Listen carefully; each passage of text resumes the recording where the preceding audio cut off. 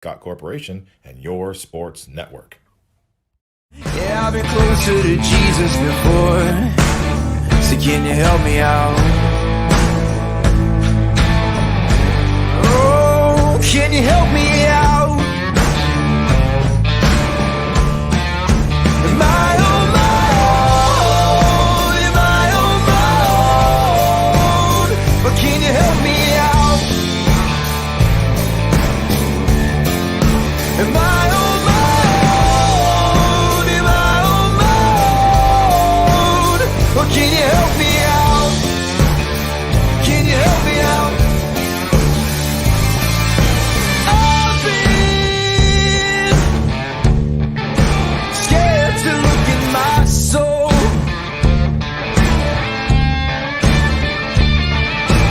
I've been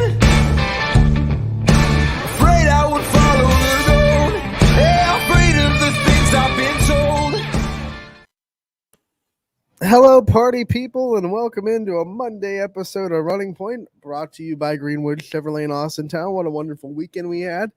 The weekend is over, and the new week has begun, and if you choose to start off your new week with Running Point, we definitely thank you. And Anthony and Ty with you, as always, and a gloomy day outside, but not so gloomy day here on Running Point. We have a lot to get to. It's a jam-packed Monday. We couldn't be more excited about it. Yeah, a lot of games in the basketball realm happening over the course of this weekend, as well as a bunch of games happening tonight as well. So, I mean, basketball's in full swing. I mean, football, yeah, we're all a little bit sad that the high school one's ending. College is winding down. We feel the NFL one slowly approaching. But, yeah, basketball feels like it's in full swing for me, at least. And it is now in the high school realm, and I couldn't be more excited. Well, I think, if I'm not wrong, after Tuesday, every boys team will be underway. I don't think any boys team will not be started by Tuesday. I could be wrong. We'll double check and we'll talk about that tomorrow. But today we have a lot of recaps to do from the weekend and that weekend action, and we have post-game interviews and FaceTime for players and coaches. And then we also have games to pick from the night. And then we also have new Baird Brothers Big Dogs of the Valley nominees to bring up and talk about. And if that all wasn't enough, we have the first ever Ysn Power Rankings brought to you by Arminas Kachina. Boys and girls, this is going to be fun. Top 10 for both sides. We have that to reveal as well. It's going to be a fun time on Running Point. Yeah, it should be very exciting in times of Ysn, as we got the power rankings that I believe is staff voted on entirely. So our power rankings will be coming out. We're excited for that, and just new things coming out for basketball season that we couldn't be more excited for. It's kind of like the AP poll and how that breaks down. You know, everyone, all the executive staff kind of gets a vote, and then you get a point system based on where a team landed on each person's list, I guess. So it's an objective point system with a subjective, group of people voting on. And you know what? At the end of the day, we're doing it for fun. We're doing it to, just promote some of the teams under the Ysn banner. Don't take it too seriously either. At the end of the day, we're just having fun with it. You should have fun with it as well. It's not meant to be taken as world breaking or groundbreaking. Take it with a grain of salt. This is world breaking. But no, we are excited to do it. And it brings back kind of the number system. Because if I'm not wrong, I think we're doing top 10 in each one. Yep, top 10. So it gives us that opportunity, like we were doing with football season, with the way they were seeding and ranking, when we could talk about in the Ysn banner, if number 1 versus number 4, or number 2 versus number 8, if those do cross paths too, which will be very fun. Before we get to all that excitement, let's recap the weekend and talk about some of the games that happened over the weekend. Once again, you can find recaps and stories and stats and everything you would want to know that maybe we don't get to on this busy Wednesday on ysnlive.com. Let's start with Friday night's games. Ty, you were in Garfield as the G-Men. Yeah, you're right. They held off a rally to beat Wyndham bitter rival Wyndham, 68-63. Talk about what you saw from this game. What made the G-Men so impressive. And I know Wyndham finally made like one last push, and the G-Men really had to hold them off. And I think everyone's starting to open their eyes with Wyndham, because this was a game I think everyone thought, okay, if they could perform against Garfield, which we knew Garrettsville was going to come to bat with a pretty good team, I think Wyndham proved a lot of people wrong and that were doubting him going into this season. I think they're legit. I think they move the ball very well. And when Hood comes back for Wyndham, I think that's going to be huge. He's starter number 5. Churchill's currently started, but he's a good 6th man up for them this season. Churchill. Huh? Yeah. So Wyndham should be fine once Hood gets back. I'm excited to see what that Bomber squad can do. But the biggest thing with Garrettsville Garfield, and the player of the game, and we gave it to Anthony Demma, and we know that name before too, and we've heard that plenty of times Derby, baby. with Garrettsville Garfield. And no, Demma just did a great job too, as well as all of Garrettsville Garfield did in defending, especially late down stretch and in the fourth quarter. Demma was doing a great job getting those inside buckets, creating space, backing down post players, and that really opened up some outside shots. And he even hit a big 3 down the stretch in the third quarter that put Garrettsville Garfield back up after a Wyndham run gave them the lead. So that's just those big senior leaders doing big things to bring you back within the games, and that's why we gave it to Demma. On top of the fact that 20 points is it's still a pretty good night. You know, if people thought he was just a football player, people were wrong. He's got nice inside. He's got strength. And talking with Coach Oleski afterwards, too, I mean, he knew that this was going to be a tough team. And, I mean, they know because they're only 5 minutes from each other. So they know the rivalry. And that gym was rocking. I'll tell you that. That gym was rocking. The student sections were yelling at each other. Great atmosphere. Great atmosphere in Wyndham Friday night. Objectively, for me, backyard rivalries are always the best. The ones that are, 10 to 15 minutes down the road, know each other so well. And that's what makes them great. You had a chance, like you said, to talk to Coach Andrew Oleski and Anthony Demma, the coach and the player of the game for tonight. So let's check out those conversations and see what they had to say after Garfield's big win over Wyndham, 68-63. Hello and welcome back, everybody, as I am here with the winning coach tonight for the Garrettsville Garfield Dreammen, Coach Andrew Oleski. And Coach, I mean, we know that the rivalry, like Anthony said, Anthony's the rivalry is a little bit renewed now with Wyndham and Garrettsville. Yeah, I was just talking about that with the newspaper reporter. Unfortunately, we lost the game last year because of COVID. But being my 11th year at school, the first 9 years of this game was just incredible. So many bad things have happened because of COVID. On a lesser scale, basketball is just a game, but sad to miss that last year. But to have it back, it's great. And you saw why tonight, because it's two communities that are separated by 5 miles. Both are hardworking, good people that are passionate about their kids. And you saw it tonight. This was, small town high school basketball at its finest. And again, that's a credit to the communities. That's a credit to Garrettsville. It's credit to our kids and the Wyndham kids too, because they came out and played hard. That's what it's about too. So again, credit to both communities. It's good to be back, and I'm just happy to be on the winning side of it because again, I know the importance of this game. So yeah, no doubt. And I mean, when we talk about it and looking at this game, previewing it, we knew this was going to be two very good teams going at it with big stars, obviously, on both sides. Talk to me about how much of a team victory this was and how much of a team effort it was trying to slow down that fast-paced, quick-moving offense of Wyndham. Well, you said it. It has to be a team effort. The way we play together. We share the ball. Sometimes not as well as I'd like.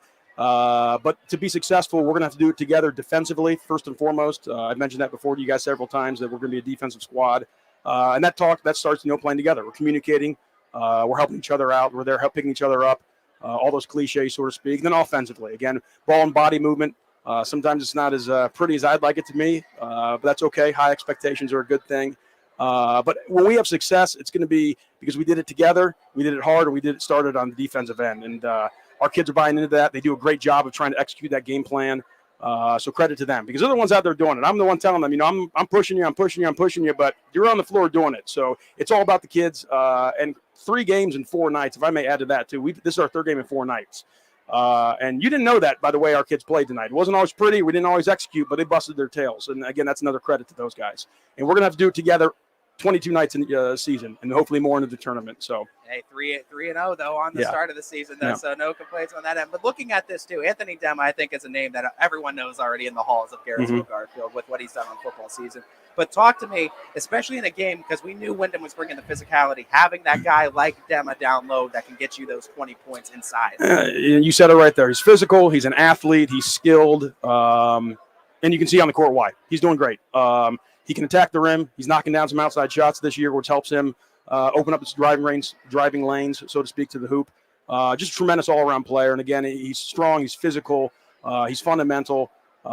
He, along with other people too. It's not just Anthony. You said last question, we're a team. That includes Caden, that includes Brody. And they all showed out tonight. But credit to Anthony again. He's got many tools in his box, and you saw them tonight. Final question for you, Coach. Like we previewed a little bit, the 7th of December, you got a game with Bristol. A little bit of rest though in between. You got a few days. Yeah, it's kind of weird. After 3 and 4 nights, you got to wait so long to Tuesday to play. It's kind of weird. A few days of rest, but just preview that game a little bit with me and what you're expecting from Bristol and what it's going to kind of take for you guys to kind of keep this train rolling. Right. Well, Coach Kesey's got a tremendous program there in place. Obviously, a basketball school, tremendous success both by him and the kids. We know what's going to happen. They're going to bring it. They're going to be fundamental. They're going to be skilled. They're going to shoot the ball well. They're going to pressure the basketball for all 4 quarters, every single minute. We'll be prepared. We were last year, but that means nothing for this year. We'll know what they're going to go. We got 2 days of practice. It's kind of weird having 2 days of practice before a game after going these last 2 nights. Hopefully tomorrow they can rest up. But again, Bristol's a quality opponent with great kids, well coached. And it's credit to them. It's not supposed to be easy, and it's not going to be easy on Tuesday night, and that's because of Bristol. Coach, thank you so much again for your time, and best of luck December 7th against Bristol, as you will be, I'm sure we'll have that within YSN, or we will have some sort of Good. Thank you. Thank you very much. Welcome back, everybody, as I am here with today's player of the game, Anthony Demma, a big dog candidate in the football season, dropping a cool, smooth 20 points here tonight in a big rivalry game over Wyndham.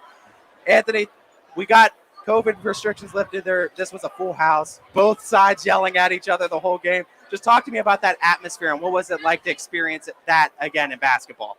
Yeah, it excites me because my sophomore year we had a lot of big games. We were good and it was really loud, and I missed this part from junior year, but it was still fun. But this just makes the game a whole so much better. Talk to me about the team effort it took to come away with a victory like this, because we know when they're pressing like that, you need to be able to move the ball efficiently to get those buckets. So talk to me about how well you think the team played from a senior leadership perspective. Yeah, back-to-back nights, we're a little tired, but we had to come get the win. But it was tough because we prepared earlier in the season. We haven't had too many practices, so we haven't been put in those situations. But it was hard, and we kept moving the ball, had some turnovers. We all did, but that's going to come early in the season, and we kept moving the ball and finding open people and getting layups. You tend not to have many practices when you do so well in football for so long. But looking at this game, though, we know this is a big win over Wyndham. We know the rivalry here. Just talk to me a little bit about why this rivalry is so intense for anybody that might not know why there's so much animosity between the Bombers and the G-Men. Yeah. It's really this game renewed it right here because we've had some we've been better for the few years, but they've gotten really good guys. They got good guys and got a good team, and it was tough. We weren't expecting. They got a good offense, and they were shooting the ball well, and it's just their atmosphere. They're here at Wyndham. They always come and bring fans, and they fill the stands, and we do the same when we go on the road, and it was just a good atmosphere tonight. Final question for you.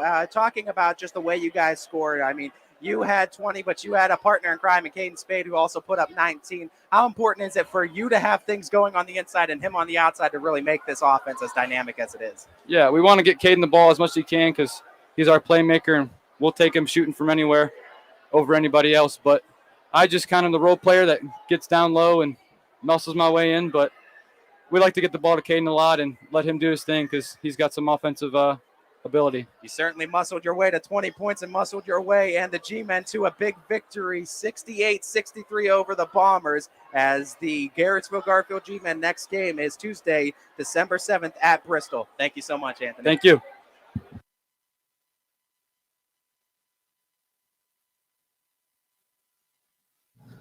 That was us hearing from Anthony Demma and Coach Andrew Oleski after Garfield's 68-63 win over Wyndham. And I want to move on to the next game I want to cover from Friday, and it was probably the biggest final score of the night, the one that people were, it made ripple effects across people's landscapes of the basketball. Boardman winning to Cheney, knocked off the Cowboys by 1 point. Cowboys had a chance to win it, shot didn't go. This is a big for Boardman team that a lot of people didn't really know what they were going to look like. They're good. They're extremely well coached, but they did lose some pieces, and people were thinking, like, what's this Boardman team really going to look like? Well, they emphatically put their foot down and said, we're going to look pretty darn good as they beat the Cheney Cowboys 50-49 on Friday night in Cheney. Yeah, and like I said, the AAC always tends to have at least 3 good basketball teams at any given time, it seems like. And Boardman's been one of those programs. I have to argue it's either them or Harding. Out of all the programs, that's probably been on the boys' side the best in the last probably 10 years. Harding's had some fantastic seasons, but so Boardman's been so consistent in just having consistently good winning seasons. And Coach Birch does a great job. And as you can see, too, this is not an easy Cheney team, as we've seen. They're athletic, they're physical, they're tough to beat. And that's a huge win for the Spartans game to go into Cheney in a game and pull off a victory. Well, speaking of Warren Harding, Ty, that's who Cheney has next on Tuesday. Well, tomorrow, I should say. It doesn't get any easier for the Cowboys because, like you said, Harding is a great team. They're 1-0 off a win over Liberty on Friday. So they got that win, and then Harding is going to come in. You know, I think Cheney has his target on their back because everyone came into this basketball season just kind of saying Cheney's the best team in the area. And I think some teams kind of took that personally, like the Michael Jordan documentary. Yeah, but I mean, looking at what Cheney is going to be able to do, they're going to be tough, and there might be growing pains in the beginning of the season, but I still think Cheney, come end of the season, they're going to be just fine. But that's why they schedule up and they play these tough teams now. They don't want to be surprised in the tournament, and that's why they schedule this way all season. Anthony Romo had the chance to catch up with head coach of the Spartans, Pat Birch, and the player of the game, Trey Dipietro, 15 points for him on the night.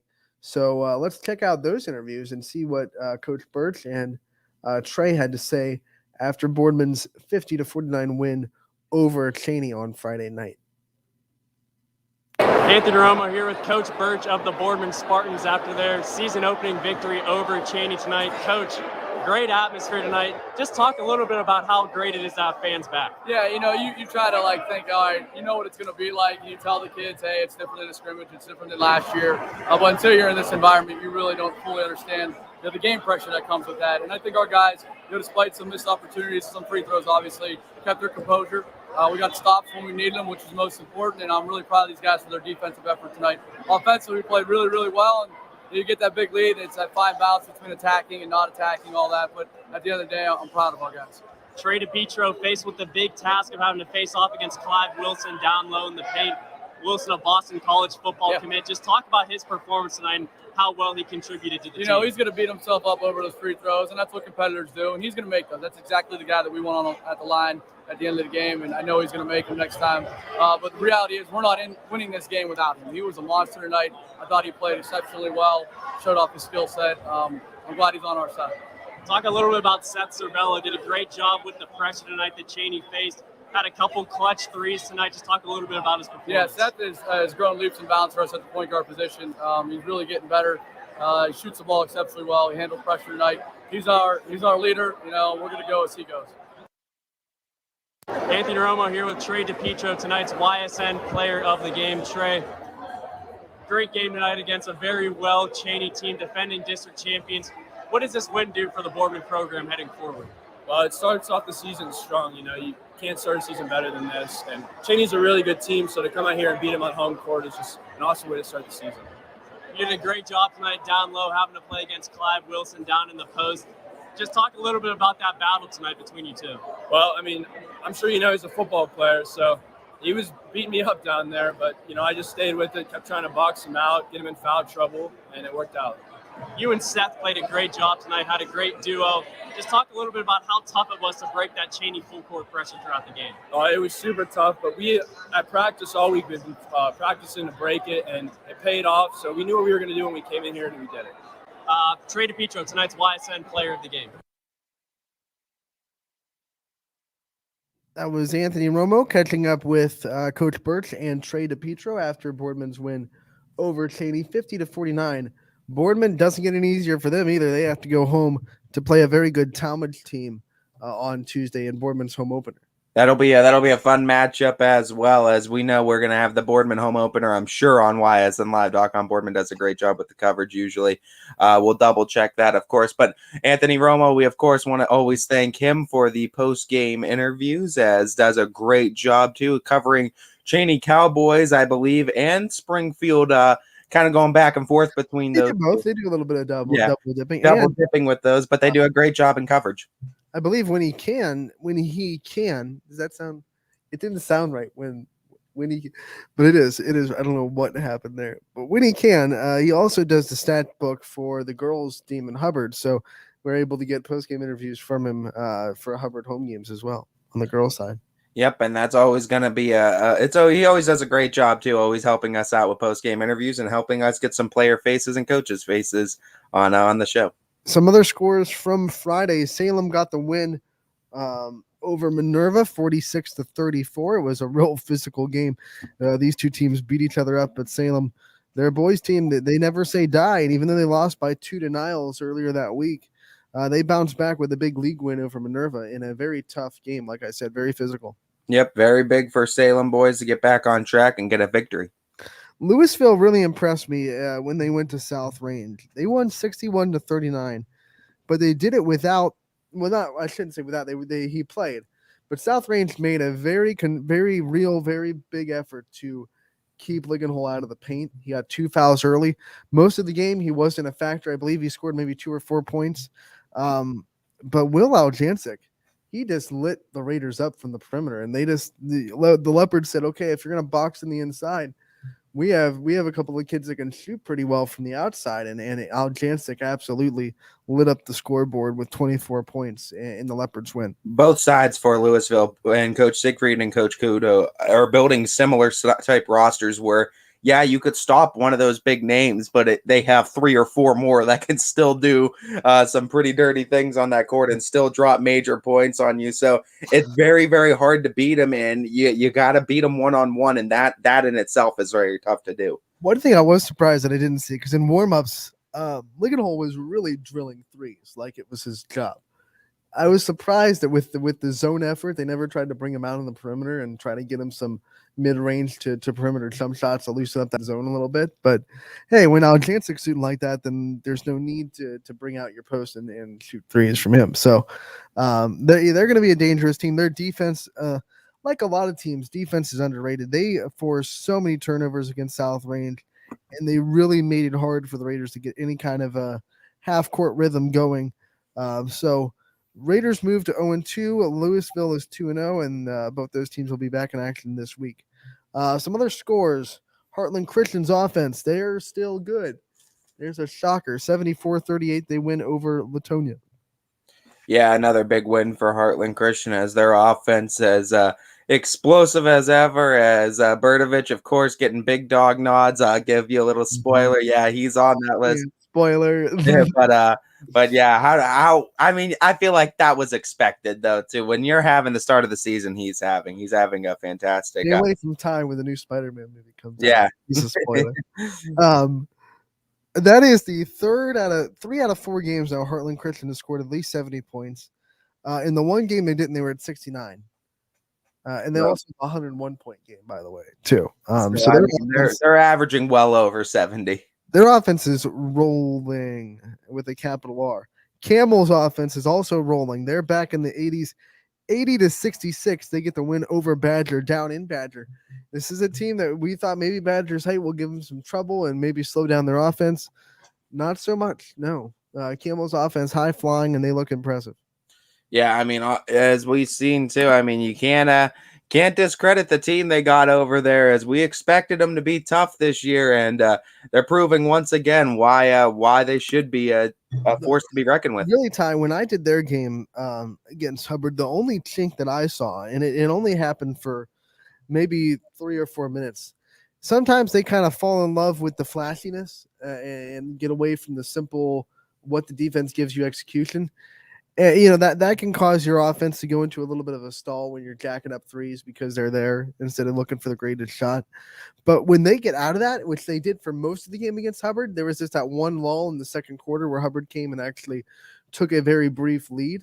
But then we saw in that game and in this game when their offense is actually executing at a high caliber and looking for the great shot, not the good shot. They're very dangerous. And that's the thing with Gamble too. It's also regular season, so once playoff comes, you'll probably see during tournament time they probably will pass up those shots and go for the smarter shot. But regular season, you're also having a little bit of fun too, and you're just running your offense as well. And when you're as talented as Camel is, hey, the regular season's just tuning you up for the tournament. That's the second season. Coach Palermo and Cardinal Mooney still undefeated. They got the win Friday night, 62-28 over the Youngstown Academy of Urban Scholars. Coach Palermo was also at Fitch Saturday night. So was Coach McGaughy. I felt like it was an SVC meeting between coaches there. We had Coach Keith Gunther, McGaughy, and Palermo all under the same roof. Both scouting their future opponents. Brookfield bounces back from the loss they suffered earlier in the week. They beat Hubbard 51-48 in a thriller. Yeah, and I mean that's another big win too, as Hubbard kind of slow start to the season for the Eagles, needing to try to figure some things out, but a big win for Brookfield nonetheless. You go on, Howland, they look so strong. Anthony Misucci, in my opinion, is one of the best players in the area. He's fantastic. Here's a spoiler, since you did it. He might show up a little bit later in the show on some kind of I don't think it's a spoiler when it's already on our socials and they can check it out. So I don't think it's necessarily a spoiler. But no, Anthony Misucci is a absolute baller for Howland, and another one of those schools in the AAC. AAC has a lot of talented players this year. They get the win 63-46 over Lakeview, which is really a rivalry that not a lot of people know about. But those teams, there's some bad blood there. Yeah. And I mean, they're not too far from each other either. So I mean, there's a little bit of those rivals too, and we saw it a little bit firsthand too, as we're getting great coverage with the Tigers and great coverage with the Bulldogs too of Lakeview. So we couldn't be happier for that for our boys teams. We go on. Maplewood gets the win over East Palestine, 61-39. Latonia gets a big win over Jefferson County Christian, 63-52. Trevor Sifke had a big game for them. I think 24, 25 points. I'd have to look on the story to double check that. But once again, stories and stats all on ysnlive.com. We obviously can't go in depth on every game. So if you want the story, the stats, the recaps, head over to our website at ysnlive.com and check it out there. Lowville with a very close, exciting game. Barn burner with Girard, 73-68. The Rockets get the win over a Girard team that looked very good earlier in the week with the win over Ursuline. Yeah, and I mean Girard too. It's a team that's going to be that looks to be very tough this year as well. And you know what? I mean, looking at it this year too. I mean, putting up a very good fight against them. Hey, I'd be looking out for the Indians this year. East Liverpool, maybe a team a little bit under the radar when we're talking about teams in the coverage map, but they are another impressive win by a wide margin. They beat their backyard rival 75-42, the win over Beaver Local. That had to feel good for the Potters after what happened during the football season. Yeah, football season and a little bit in the volleyball season too. So I mean, East Liverpool strikes back, and I think they did so on the what other sport? I think they had another win too. I think this is they won 34-32 on the girls' side. That's right. So yeah, East Liverpool did get the girls' win. I couldn't remember. Right. So it's the second win for East Liverpool, and yeah, I mean, deep in the mountains down there in East Liverpool, Potters are making some noise. That's why in the social media, East Liverpool pulled out the brooms because they got the basketball sweep, so they're feeling good. Champion with a buzzer beater knocks out Niles 50-48, and they bounce back from their loss. They really probably disappointed them over Lakeview in their game before that. Yeah, and I mean, good win for Champion at the buzzer to get a big victory too and get themselves back on track. So that does it for Friday's scores. We move into Saturday, which was kind of a mixture of boys and girls action. There was a lot of wrestling. I don't want to make people think we're forgetting about it. We are saving wrestling results and recaps for Wednesday with Wrestling Wednesdays with Gary. We'll talk about the whole scope of Saturday. There were multiple tournaments. A lot of guys had really good days. I saw some final results. We got to talk to a couple of players down at Boardman. All called by DJ Yoakley too. Right. So don't worry. We are not forgetting about wrestling. We are just going to do all that with Gary on Wednesday. So your wrestling recaps will be on Wednesday with Gary. Yep, and that'll be exciting too, as we have our dedicated segment for our wrestling coverage on the week. By the way, back to the Friday, United also got the win over Wellsville. Don't want to forget them or leave them out. So we go to Saturday, Fitch and Cheney. This is a game you did, and this was one where Fitch kind of took off the rust a little bit from their earlier struggles this season, and they took some frustration out on the Cowgirls. And you know what? Cheney did a great job of scheduling teams that are in the same boat as them early in the season and throughout the season. This is one that was a little bit more mismatch. I think the Falcons are pretty getting there in development, and I think they're pretty much at the stage of competing now, as they've been competitive with some very, very good teams, and they're just there. They're just at the cusp of being that competitive team that you have to watch out for. Some great development from young players, and you could see that as Cheney continues to build their program. And like I was saying too, you know, what we saw from the boys basketball team, that's rare that a school opens athletics back up and is immediately competitive right out of the gate. That doesn't happen too often. So it's a building process to get that back to where you want it to be. But you know, one thing about Casey down there at Cheney, hire some fantastic coaches. So I have no doubt that they're going to be in good hands. You know, you had a chance to catch up with Coach Wilson and Kara Perone, the player of the game for Fitch. So let's hear what they had to say post-game after their 70-11 win over Cheney. Welcome back, everyone, as I am here with today's winning coach, Jeff Wilson of the Austintown Fitch Lady Falcons. And Coach, after 2 tough games with Salem and Poland, you guys were able to get back on track. And one thing I want to hint at, too, and what I want to note is just the growth that we've seen from a lot of these girls, too, and a young team, one senior, I believe, on the squad. What does it speak to you as a coach, seeing these young players improving so much over the course of last year to this year and what they're doing on the court right now? Yeah, you know, I took over early April, and I got to say they've come leaps and bounds since then, especially really all of them. And, yeah, you know, Salem and Poland are 2 of the best teams on our schedule. They're well coached. They're great players, and you know we hung with them in both games, and so that's a lot to take from that. The growth that they've made is in practice. You know, it's you know, you work hard, you get coached hard, and then when you're in situations, you're prepared to react the way you should. Everyone knows Zeta Creaky being one of the sharpshooters on this team and what she's able to do. But tonight, actually, Kara Perone being a big score for you, 18 points, I believe, on a very efficient shooting clip as well. What does it mean to you, too, when you're able to have other players step up like that and contribute? And how dangerous can this team be if you can get contributions from everywhere on the court? Yeah, absolutely. I didn't know Kara had 18 points. I never know how many points people have. You know, I always tell them just the final scores matters, but that's awesome. You know, it couldn't happen to a better kid. Kara comes from a great family, supportive family. She works hard. She's a captain. She'll be a 2-year captain when she's a senior, I'm sure. And yeah, Zeta, you know, Zeta, we know what we're going to get from Zeta. She's a great shooter, great teammate. But you know, thing about Zeta is she'll pass the shot up if somebody's got a better shot. And Kara, I couldn't be happier. She was playing their big well defensively. And, you know, we worked on not driving at the big. She's a really good shot blocker. So Kara has a really good baseline jumper, mid-range jumper, and she did a phenomenal job tonight. Couldn't happen to a better kid. Looking at some of the younger players, we know the Spaldings are getting some significant playing time as well. But, I mean, obviously with the younger team, we know there's going to be a little bit bumps early on, though. But I think what we're seeing from this young Lady Falcon squad has been actually really impressive. And I guess one of my biggest questions for you, last year it just seemed like the team was struggling a little bit with an identity crisis, especially late on. But it seems like now everything, they have an identity now. You guys figured out, and the chemistry is, I think, very impressive. Speak on that a little bit, as well as what you think this team identity is evolving into as well. Yeah, you know, when I came over, you know, new staff and you know, being with the boys for 10, 11 years. I coached girls 11 years before that. So it took a little bit of adjusting for them and for me. And, you know, their identity is you work hard, you play hard, you have fun.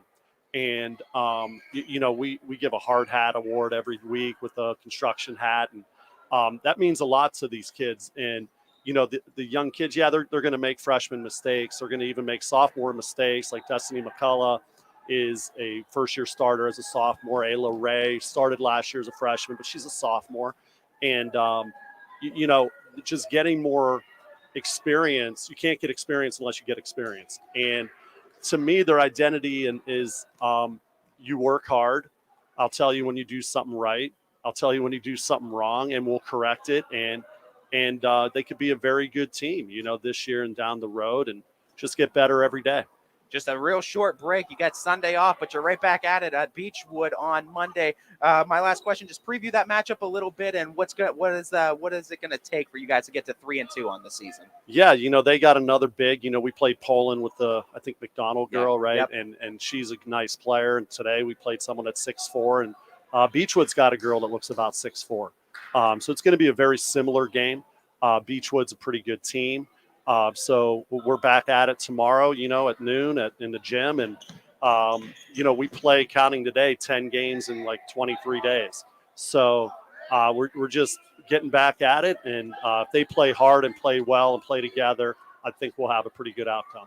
All righty. As Coach Wilson of the victorious Lady Falcons here today, big victory over the Cheney Cowgirls. Coach, I'm sure we'll be talking to you again real soon. Thank you. All right. Thank you. Welcome back, everybody. It is Ty Bartell here with today's player of the game. It is Kara Perrone of the Austintown Fitch Lady Falcons. 18 points on her performance tonight. Kara, talk to me a little bit about when you're going up against a big Michaela Beckett. That was 6'4", 6'5". Talk to me about where you were able to find that success, and going up against someone that's much taller than you, where you were able to find those holes in the court. Right. So we've been practicing with her. We've had girls kind of step in, be her in JV, and kind of working on fronting her on the defensive end. But on the offensive end, she was really focused on blocking those shots. So I realized if the pump fake and drive was there, but then she wouldn't come out and guard the short corner. So I found some open shots right there. Talking about that too, Kara, I think your success in the mid-range has obviously improved. Obviously, you were a good shooter last year, but I think that's improved over the course of the summer too. Talk to me a little bit about, was that something that you really wanted to work on over the course of the summer? And if so, what are some other points that you really wanted to improve on your game before coming into the season? Yes, definitely. Over the summer, the team and I got together multiple times, and we've really working on our shot. We got a new Dr. Dish machine, and that's been really beneficial to our gameplay. I also was really focused on the aggressive end. I'm, not the biggest girl to be a big, but just kind of getting in there, being physical, and working with whatever's thrown at me. Talk to me a little bit about the chemistry this team has, and take me inside the locker room. Obviously, you guys are a little bit younger of a squad, only Julia being your lone senior on it, but talk to me about just how close this team is, and with you guys having all these seasons together, knowing most of you are coming back next year, how does that affect the chemistry of the team? Well, as soon as the freshmen came in at the beginning of the summer, we were super excited. The Spaldings and Sam Severn, they've really brought a lot to the plate, and they've really stepped up, to be thrown into the varsity games. Going from 8th grade to varsity, it's a big adjustment, but they've been working so hard throughout the summer, and we really took them in as our own. So we've been working with them closely throughout the season, and we're just a really close team. And final question for you, with Coach Wilson coming in this season, obviously you guys are trying to come up with a new identity too after last season. Talk to me a little bit about what it's like being coached under Coach Wilson and how this program has been. Right, it's been an adjustment since Stern left last season, but we've been really excited with the step in of our Coach Wilson, and just getting used to it. In the summer, we at our Huggins camp gave us a preview of what was to come, and we've been really excited to move forward from here. Kara Perrone, your player of the game here tonight, is the Victors Fitch Falcons over the Cheney Cowgirls. She had 18 points tonight. Catch the Lady Falcons Monday against Beechwood at 6 p.m. Kara, thank you so much. Thank you. That was Fitch head coach Jeff Wilson and the player of the game, Kara Perrone, having their conversation with you, my friend, after their big win over Cheney. The next game I kind of want to talk about from Saturday, because it's the one that we once again have some more post-game interviews from. South Range. I said this Girard game on Thursday was going to be a hinge spot for this team on how the rest of the season was going to go. And obviously they looked pretty good against Girard. They got the win. And then they went into Cardinal Mooney on Saturday, a team that's really good. They came off a big win over Canton Central Catholic on the road.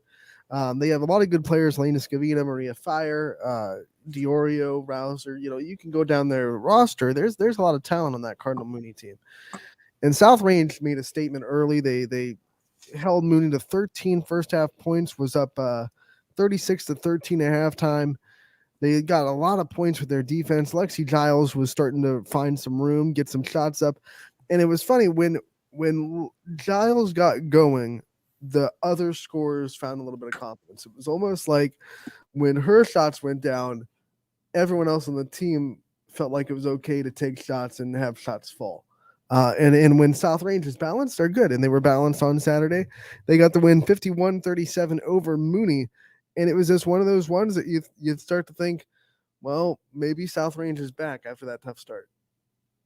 Yeah, and it was definitely a win they needed to get, especially, too, in this point in the season. And good for them to get another big win, too. And it's against a quality team, no doubt. So South Range looking to get back on track under Coach Fish.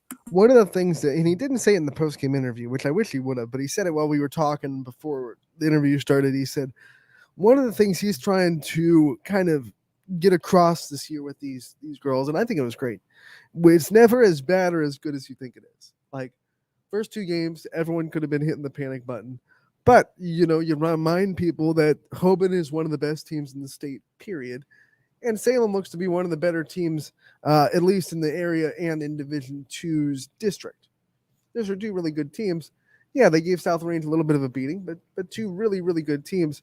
And they came back from that, and they beat 2 really good teams after it. So I think to use Coach Bailey from soccer, I think the Raiders are just trying to stay even because they don't want to get too high on this 2-game winning streak and let it fall.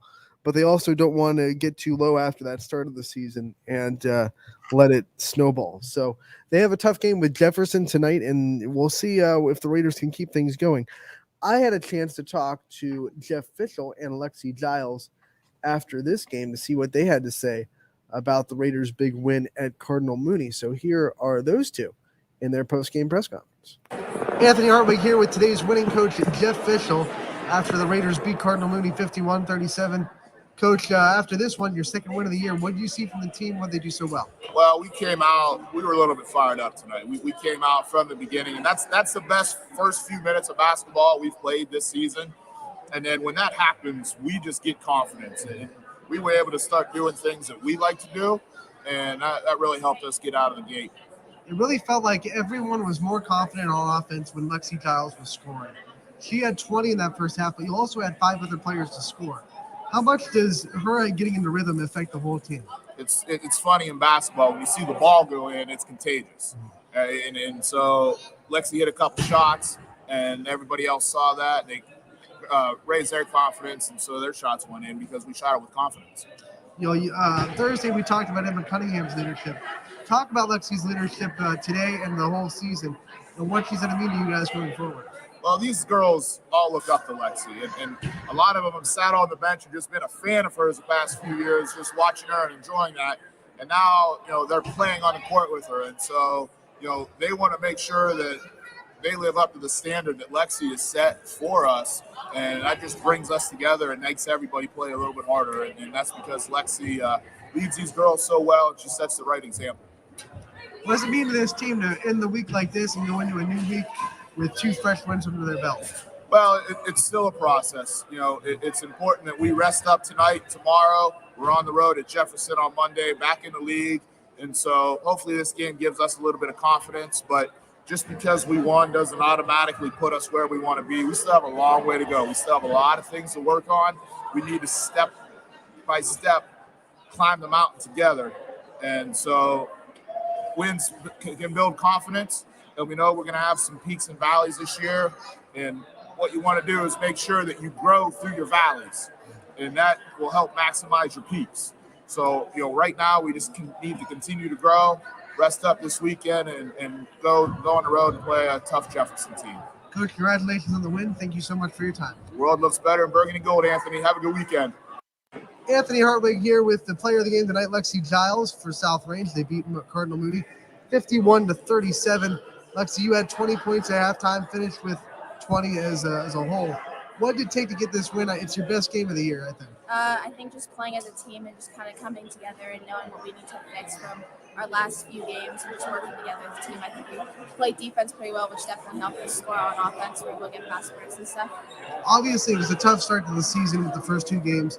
You've won 2 in a row now. What was it like the first 2 games and coming in as the team and then getting these next 2 wins?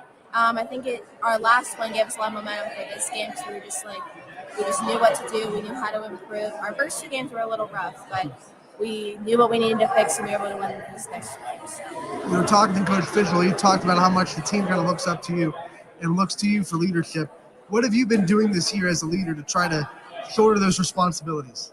Just trying to be more vocal, just trying to help everybody out, especially with plays and things that we need to work on. Just trying to be more vocal and help everyone out. What kind of things do you guys still want to improve on as you keep going into this season? Keep our defense up. Our first half defense was pretty good. We just didn't stick with it as well as we should have in the second half. So I think if we stay with our defense the whole game, it'll help us out. All right, before we let you go, how do you use this game as momentum heading forward into Monday against Jefferson? It just helps us because our next game's a league game and we know what's on the line and we just know what we need to do. All right, Lexi, thank you so much. Congratulations, player of the game tonight against Mooney. Thank you. So that was Jeff Fischel and Lexi Giles after the Raiders' big win over Cardinal Mooney on Saturday afternoon. And one of the things that I really like about watching Lexi over the years and seeing her this year is Fish said it, and I'm sure she hears it and she knows it. The team really looks up to her, and that's a lot to shoulder for a young kid to say, hey, these players on the team, they're looking for you for guidance. They're looking for you for what to do, what moves to make, and to be in the right spots. And she's been a leader before, but now she's that kind of leader where not only is she a stat leader on the court, but now she's a senior and she's the one that everyone's kind of looking for guidance. And I think she's handling it really well for the Raiders so far this season. Yeah, I mean, obviously, when you need, you got to look to your leaders when you're going through a rough patch, and getting them back to 2-2 was huge. I didn't see anything too crazy from Coach Fish that night. He looked like he was pretty casual for I think he was easy like a Saturday morning. I think he didn't want to, he had a suit for Gerard, a nice plaid suit, and I think he kind of puts him in rotation a little bit. So maybe that was his suit. Maybe it was easy like Saturday. Maybe it was his Saturday morning suit. My favorite part of the interview was the photo bombs by the little ones. Yeah, that was. No, but back to Giles, and the other thing that I'm really impressed by in the first 4 games is, all of a sudden Lexi Giles is the one person on the Raiders roster that other teams circle and say we have to stop her. Last year it was Izzy Lamparty, and Lexi Giles got a lot of benefacting because teams are focusing on stopping Lamparty, right? So now all of a sudden she's that person that everyone's circling and say, if we slow down Giles, then the rest of the team is in a struggle. First 4 games, she's really handled that well. I think she's averaging about 12 a game, around there, 18 against Mooney. That is official. I said 20. We had 20 during the game. Official stats came in the next morning, and it was actually 18. So do want to correct ourselves there and make sure that's tied up like a bow. But yeah, 18 against Mooney, and I think averaging around 12 a game. So she's handling the target that all the teams are putting on her back pretty well. Players have to step up too, and we knew that was going to happen, and we're seeing it all over the place too. I mentioned it too, I think, in the one story I wrote. Gianni Maley's doing it for Fitch. I mean, these young players have to step up, and we're going to see Couts for Waterloo. I'm excited to see her tonight too, but there's a lot of players that are going to step up too, and we saw too, Connie Kugris is another one for Poland doing a great job in stepping up as well. Biggest thing for the Raiders Saturday was balance. They had 7 different players score, at least in the stat book. So when they can get balance and they have many contributions to their offense, that's when they'll be at their best. So a lot of young teams too that are going to be balanced offenses. So you're going to see a lot of team basketball, and I'll tell you what, folks, team basketball can be some of the most enjoyable basketball to watch. So let's go back to some other scores from Saturday. Girard bounces back from their loss to South Range with a 44-38 win over Beaver Local. They are 3-1 in the season, and this is a team that won 7 games last year, looking to make vast improvements this year despite the loss to South Range. Yeah, no doubt. And I mean, big win for them coming out of the season too, as Gerard looks to be a team that's going to be obviously fighting in that very tough NE8. Howland, excuse me, Howland gets their first win of the season, 47-36 over Ysn. You'll look at some more scores. West Branch, they survived a scare from Carrollton, who came into the game without a win. They pushed the Warriors hard. They were up by 1 after 3, but the Warriors outscored the Warriors.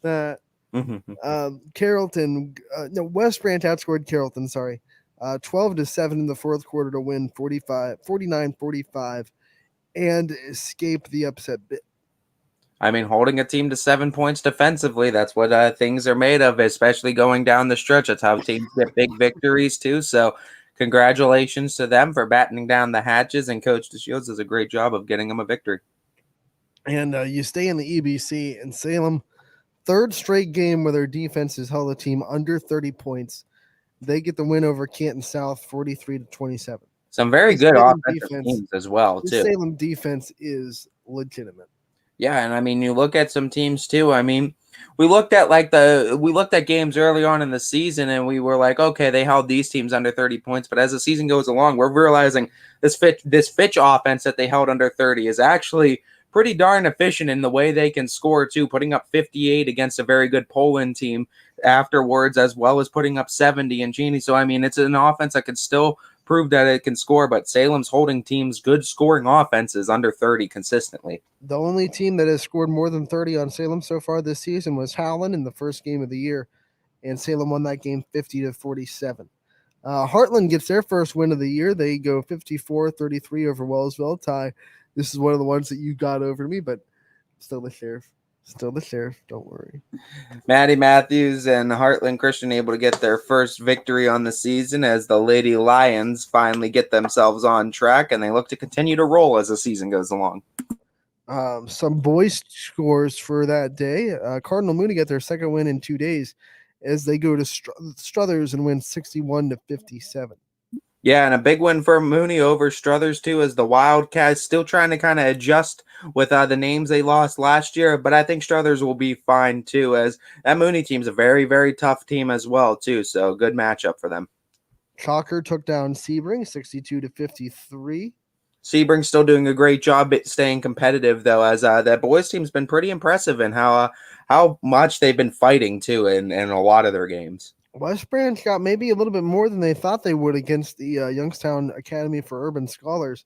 They get the win, but maybe closer than people would have thought. 61-51, West Branch wins that game.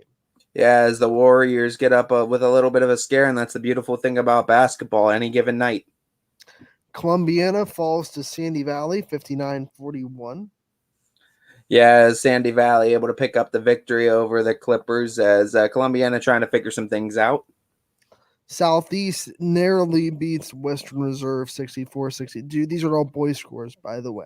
That was a barn burner all the way to the end. And I mean, I think just the way that they were scoring too, Western Reserve was up big initially too, and Southeast made a little bit of a comeback. That was a lot more impressive and a lot more than I expected out of the Blue Devils team against a very good Southeast team. But a little bit of a heartbreaker, but maybe that is just the shot of adrenaline that Blue Devils team needs. Ursuline bounces back from their loss to Girard. They beat Fitch 58-48. Yeah, and I mean, when we talked with Coach Gunther after the game, which we are working eagerly to get those interviews too up for him, but we do have interviews that will be posted for Coach Gunther and our player Terrence Pankey. But talking with both of them after the game and just previewing that a little bit, both of them were really, it was a team win, and they needed to go defense. And what Coach Gunther will tell you consistently, if they could hold teams under 50 points, he thinks that they have a chance to win a lot of games this season. And they do just hold Fitch under 50, and they do a great job too, because from the first 3 quarters, from the opening tip to end of quarter 3, it was back and forth, and Fitch had their runs, Ursuline had their runs, and it was a back and forth contest. But that fourth quarter, it was really Terrence Pankey who was playing with 4 fouls that was setting his teammates up in the passing game, scoring when he needs to, 16 points, but every single point mattered, and he was scoring consistently from quarter 1 to quarter 4, as well as being in on the passes to get his teammates looks. 4 Irish For Ursuline Irish scored 10+ points on the night, and a lot of them off of Panky assists.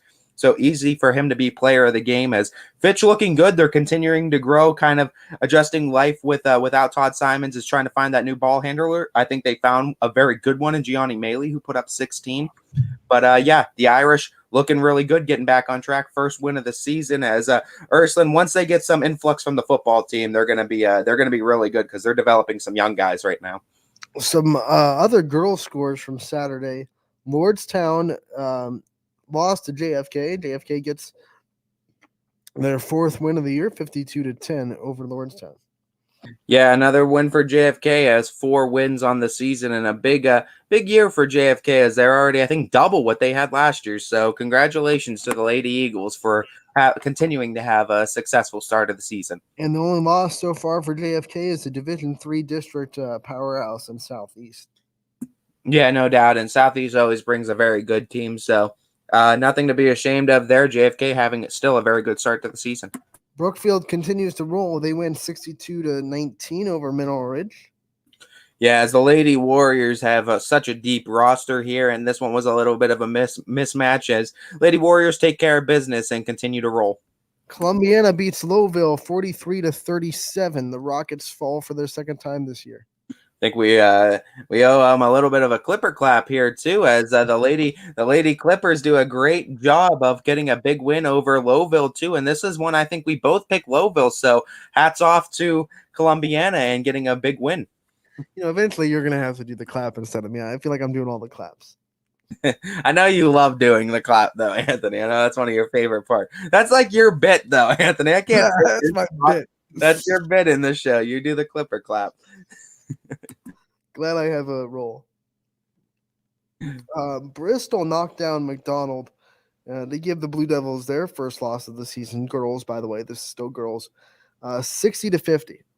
Yeah, and a surprising one for us too, as Bristol was able to knock them down. As the Lady Blue Devils, we know, are still going to have to try to make some adjustments without the Howards, and we knew that was going to be tough. But you know what? I think McDonald's going to be fine, and this might just be the kind of kick they needed early on in the season. This is going to be a defensive team. They can't really afford to let teams get in the 60s and 70s, so they'll look at that, and then I think they're going to win a lot with their defense. Yeah, hopefully it's a wake-up call, and that's usually what games like that are.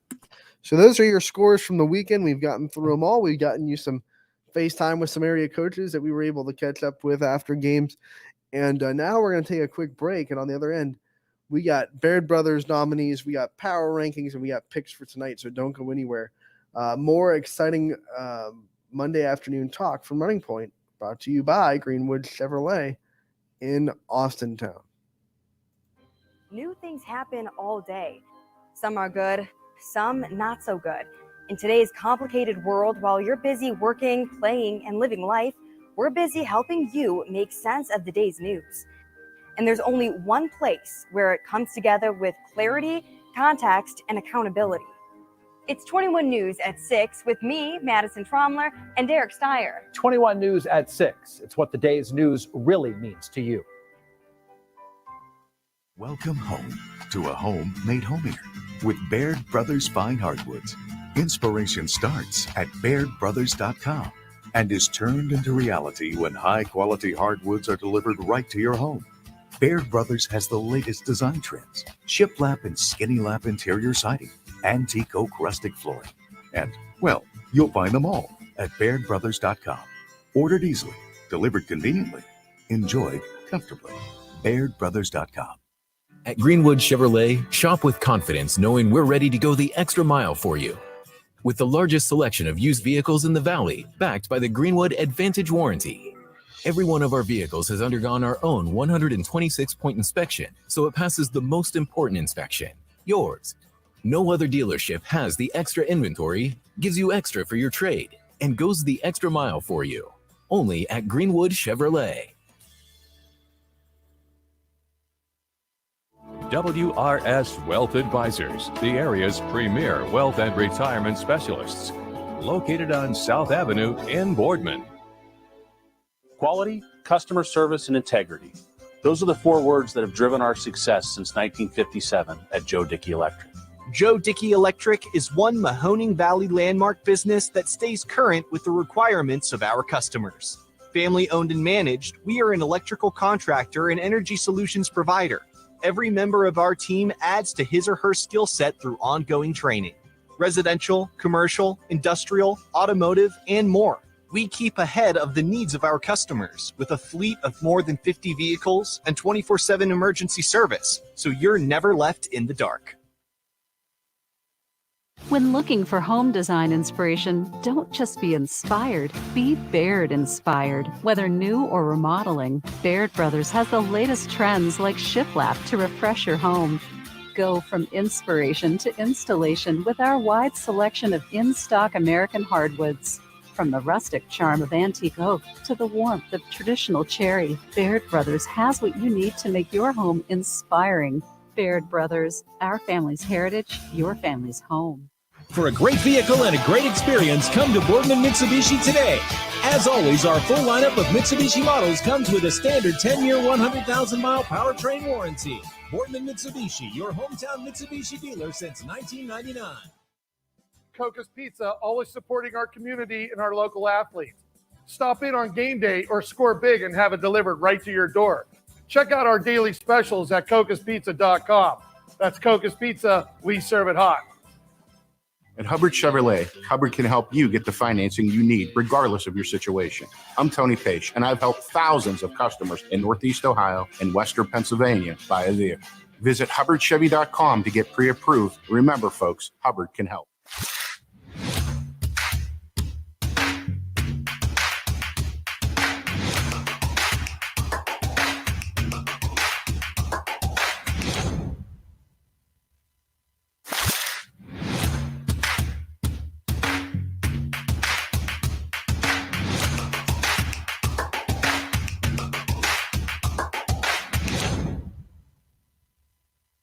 You're not waiting to see what the world has in store for you. It's more about what you have in store for the world. All you need is the opportunity. All you need are the resources of a large university and the advantages of a personalized academic setting where you can experience new worlds in the arts and sciences, business, and education and make them your own. We are where you shape your future. We are Youngstown State University and proud.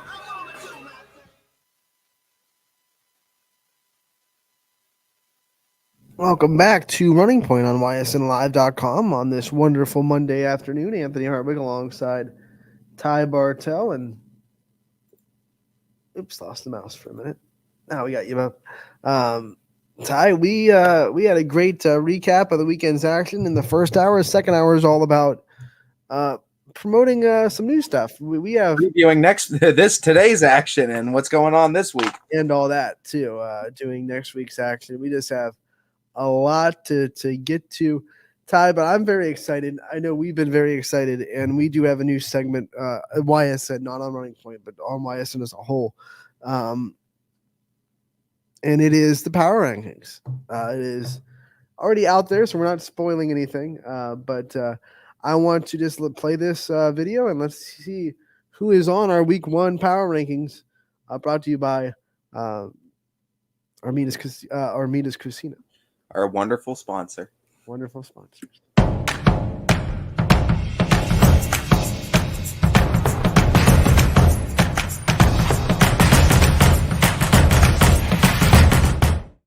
It's time for the first ever YSN Power Rankings powered by Armidas Cucina.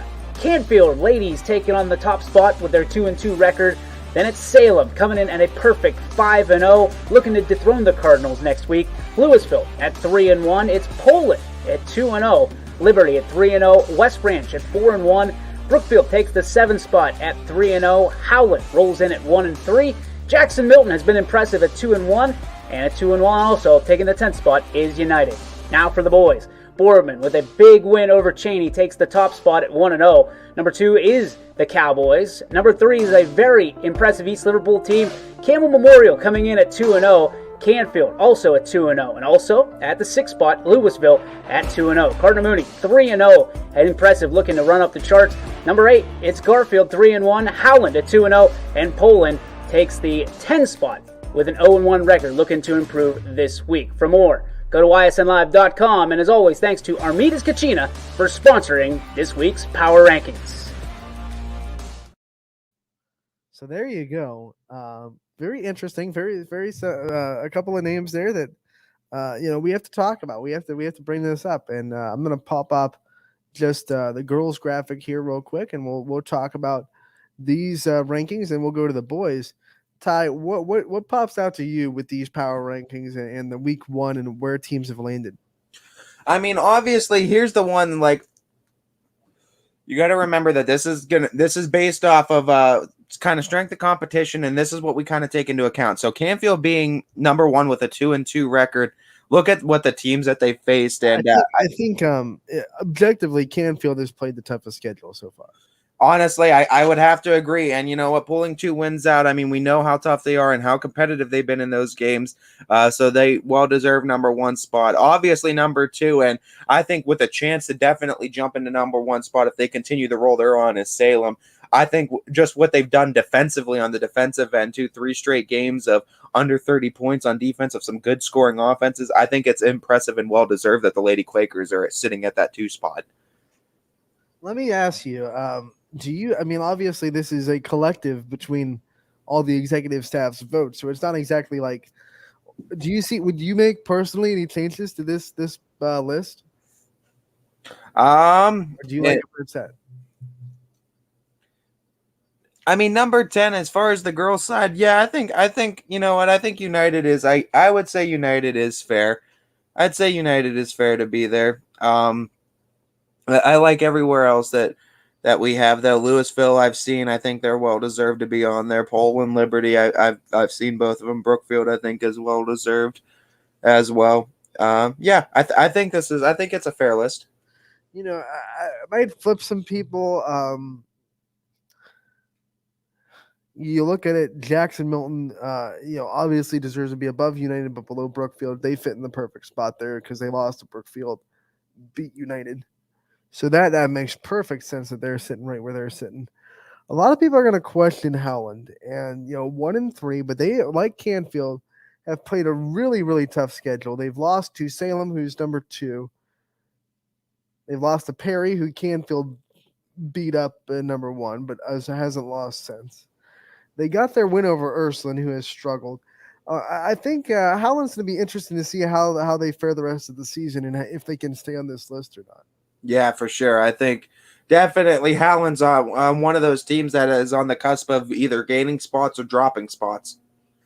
A team that is on this list that I think will be very soon and definitely has the potential to be one of the better teams in their conference, Springfield. I think they're probably off this list because of the crooked loss to Liberty last week that kind of turns people off a little bit, but when you have JC Moland and you have Manny Lesnick and then you have Clem running the point, those are 3 really good players. I think they're going to make some moves, and I think they'll be fine. They have a big chance to make a statement tonight because they play Brookfield. Yeah, there's also teams such as Western Reserve and Coach Miller. You never want to count out having successful seasons and making a run with his squad that he has a pretty good one over there as well. So Western Reserve very well has potential of getting on this list, I think, at some point.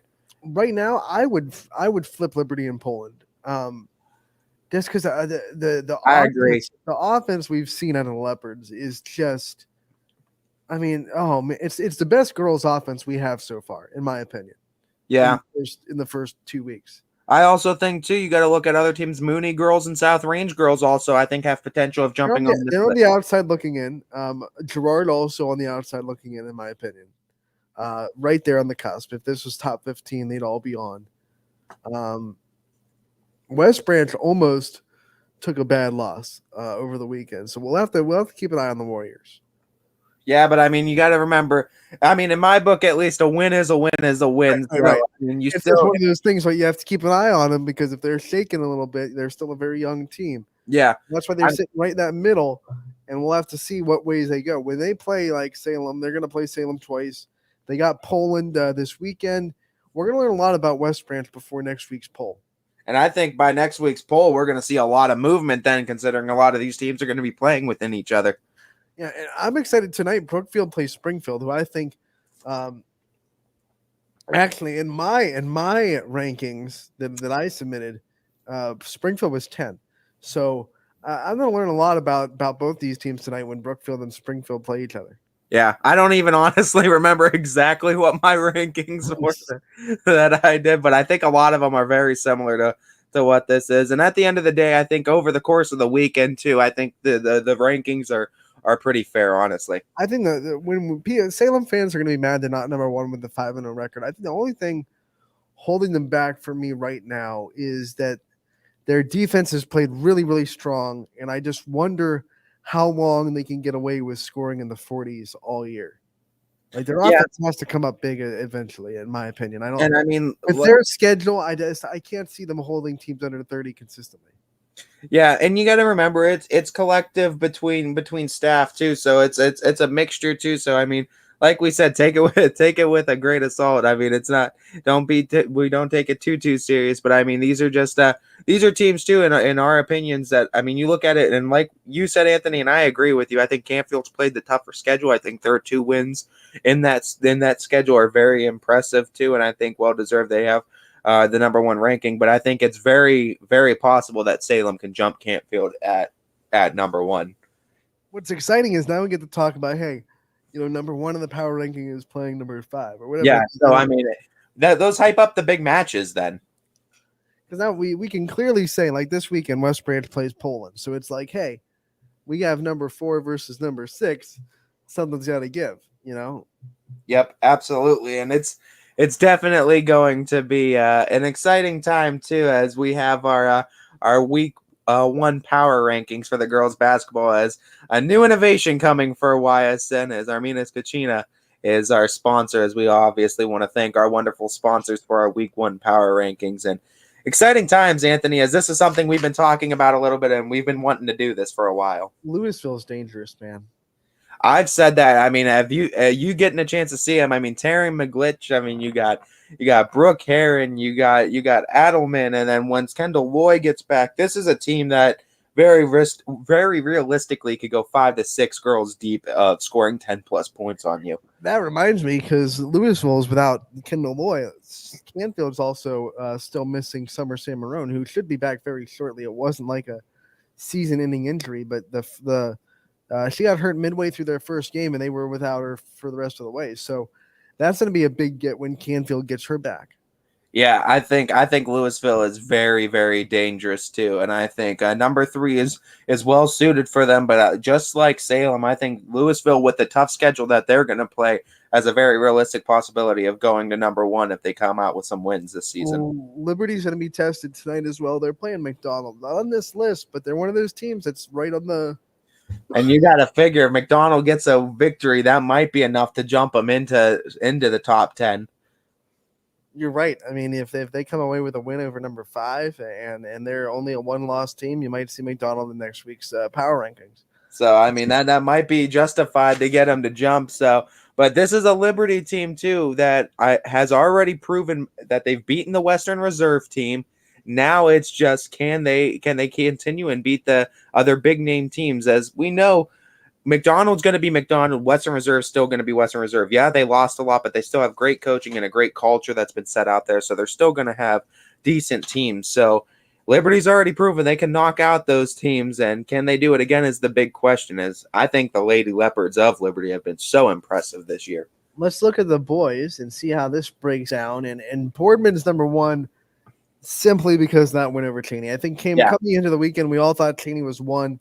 And obviously when Boardman beat them, we go, well, I guess the Spartans have to be put in that spot. They earned it. Yeah, no doubt. And an opening game victory nonetheless after Cheney had 2 games prior. So going into Cheney and getting an opening game victory against what we were all, I think unanimously maybe, or at least pretty much all of us, I think we're agreeing that Cheney was number 1 prior to. But yeah, impressive victory for the Spartans, so very justified to put them 1. Cheney obviously would go 2. East Liverpool, like you said, Anthony, 2 big wins on the season for the Potters, and this is a team that we got to start watching out.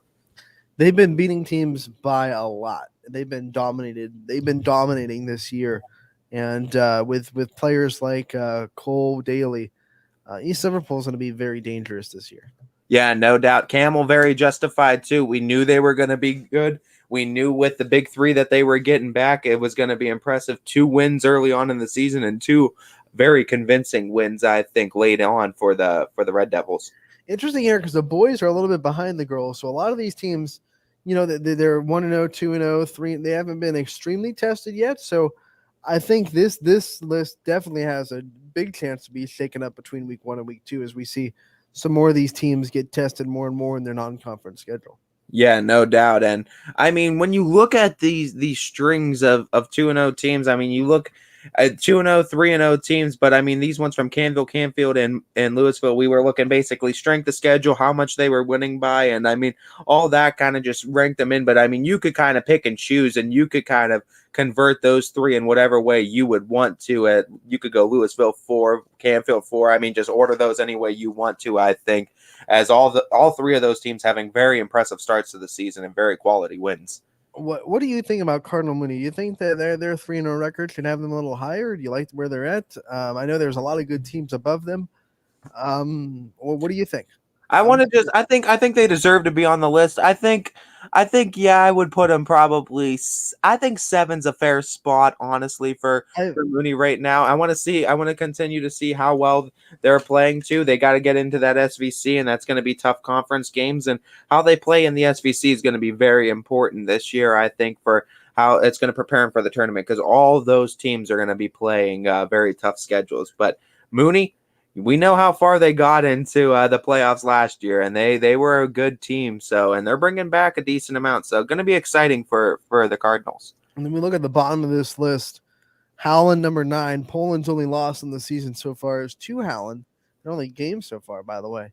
So that's why we just it was so close. It was so competitive. We both think those teams are pretty evenly matched. So we just kind of said, hey, the winner of that game goes 9, the loser goes 10, and that wrapped up the list. Yeah, by Wednesday though, I mean, obviously we're going to be looking at games throughout the week, but I mean, we could see definitely a lot of wins and losses jump too. As we know, there's definitely some teams also on the outside looking in that can definitely make this top 10. Yeah, Heartland Christian continues. Heartland's right there.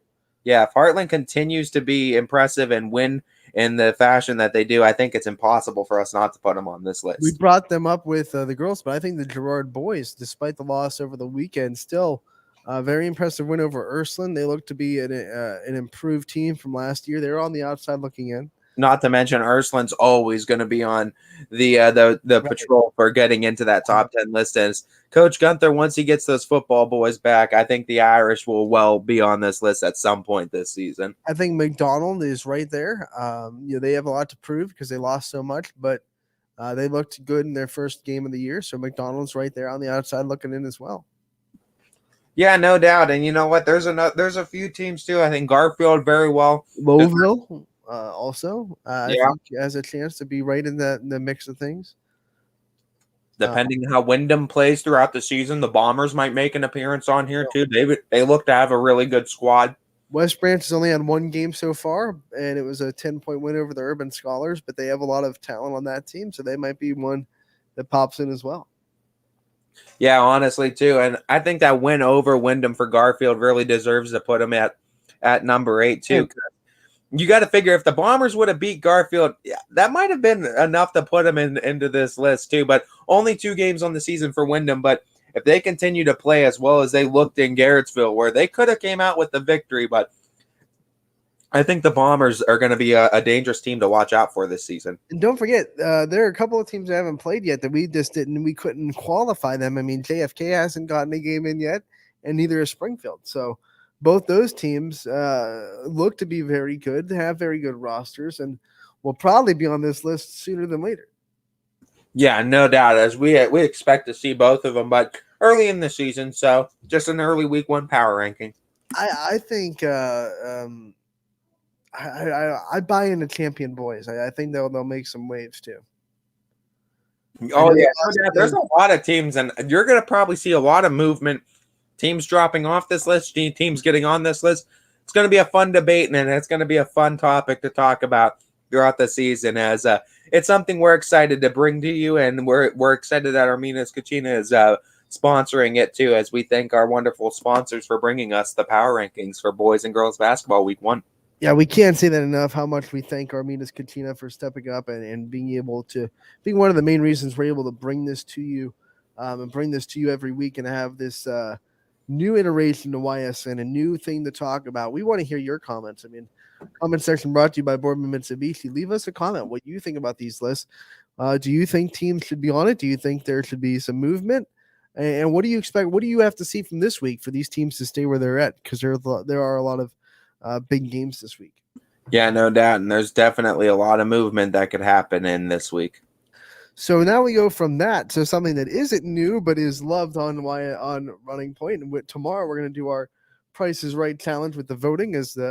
By then the fans will have a whole day in. It's the Baird Brothers Big Dog of the Valley. Week 1 for basketball, Ty, and it's back.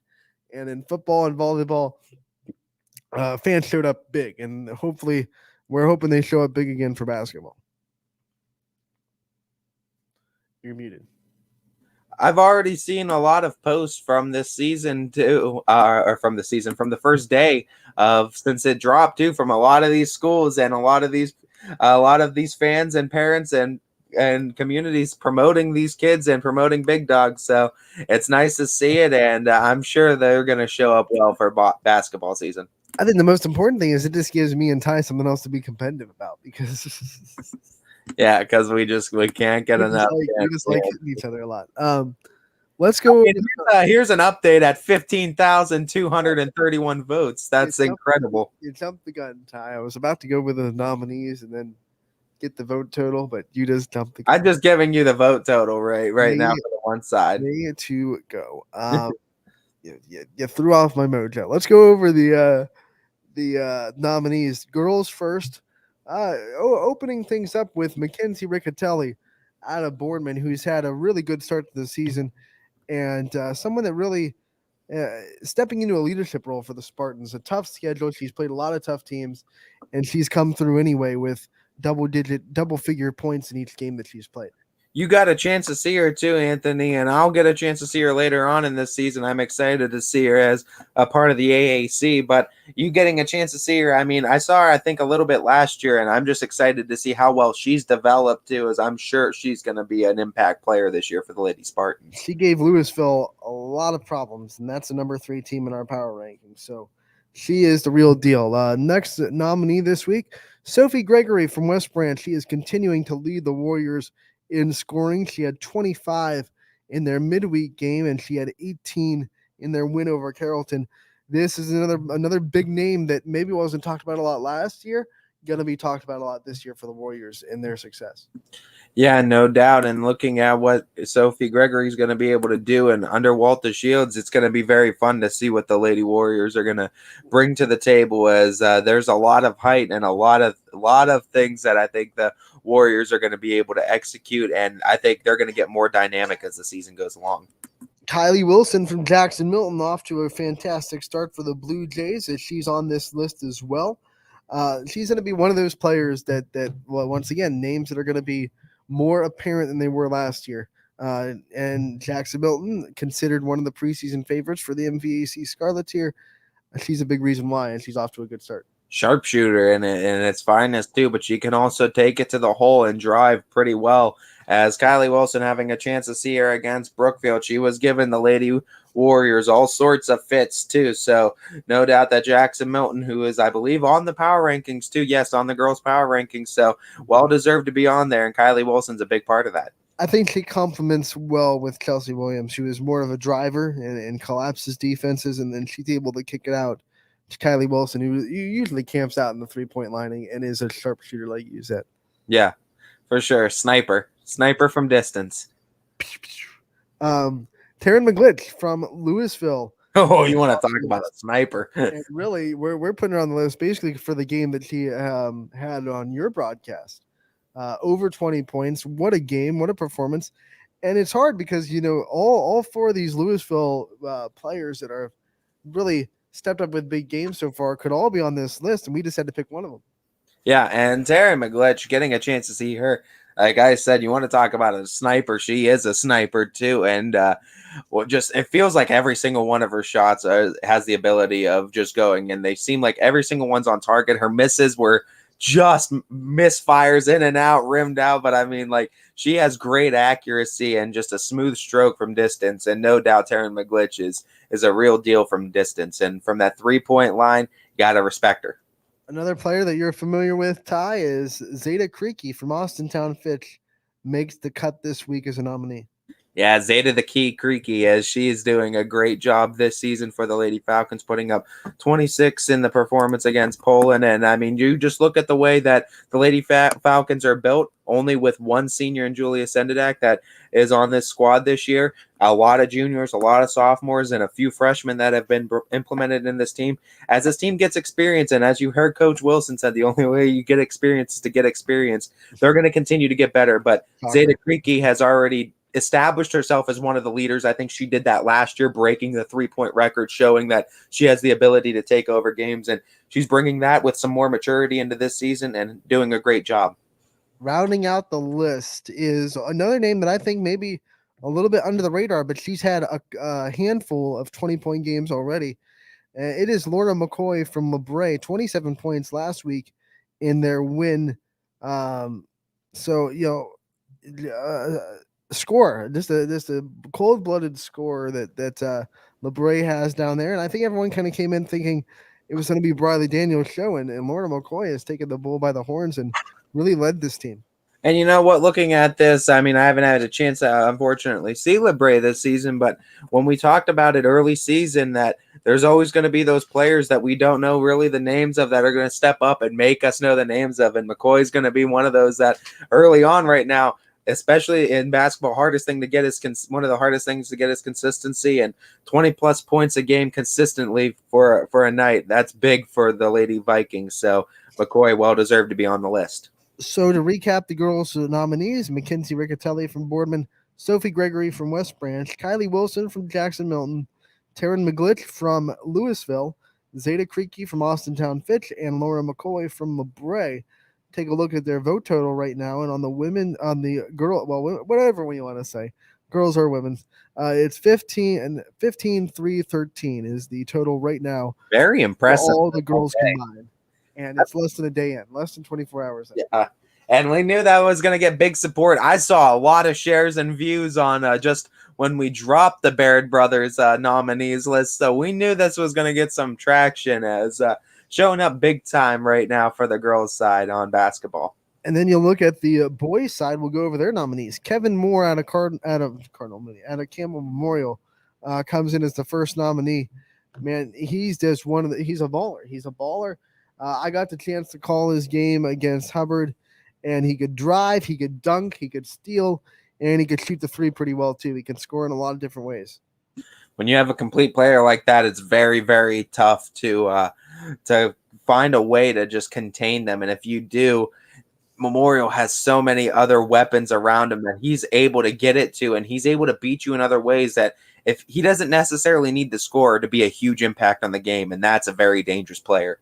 Next on the list is Jonathan Birdovich from Heartland Christian, who has just put on a show. I mean, when you get 50-plus in your first game of the season, that's a rule. You're on the list. No doubts about it. Yeah, I mean, Jonathan Birdovich has been having a fantastic start to the season, and Heartland itself has been having a fantastic start to the season, and well-deserved to be put on this list. And like you said, when you're dropping over 50, like already automatic, you're a candidate.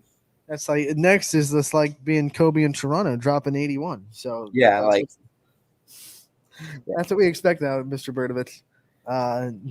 Pull a Kobe.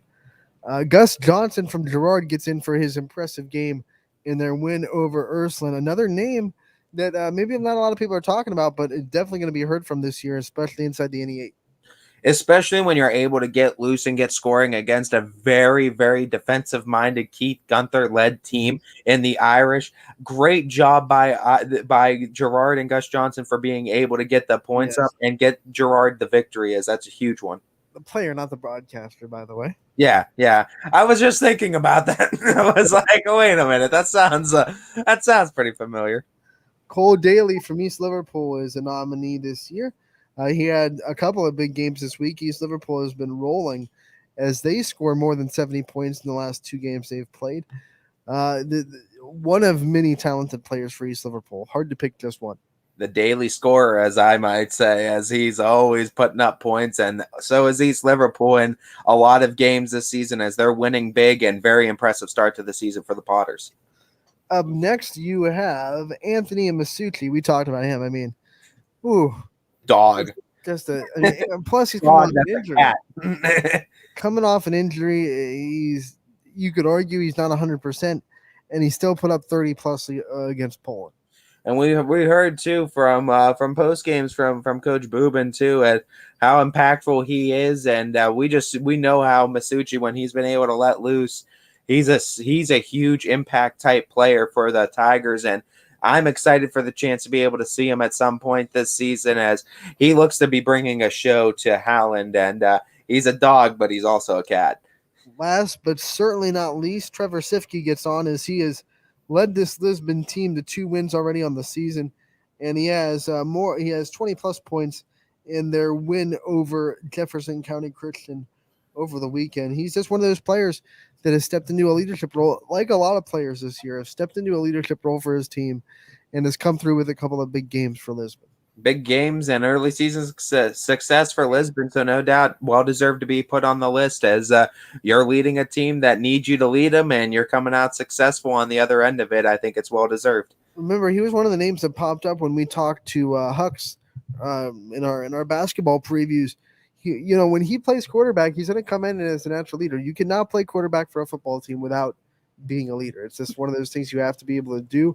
So I think coming into this basketball season, there's leading was no problem for Trevor. So he came in with a great attitude, great leadership ability, and he's also scoring at a high pace. So, he gets on Baird Brothers Week 1 list. Yep, as get out there and vote and cast your vote and let your voices be heard on the boys and girls side of basketball. So a recap of the nominees: Kevin Moore from Camel Memorial, Jonathan Birdovich from Heartland Christian. Gus Johnson from Girard, Cole Daley from East Liverpool, Anthony Misucci from Howland, and Trevor Sifke from Lisbon. Let's take a look at the vote total for the boys. Right now, 10,238. So they're about 5,000 down to the girls. Volleyball won the fall. It was 4-2, and we gave 2 points for last one, so it was 6-2 because we were trying to have no. It was there were 7 weeks, right? It was 4-3, and then they won 6-3 because we gave 2 points for the last one because there was a chance for football to get 2 points and win still. Right, at the last week, or volleyball could seal it because it was for the final one. You get 2 points, so 1 point goes to the victor of this week. We'll keep the tabs on. The player of the year goes 2 points.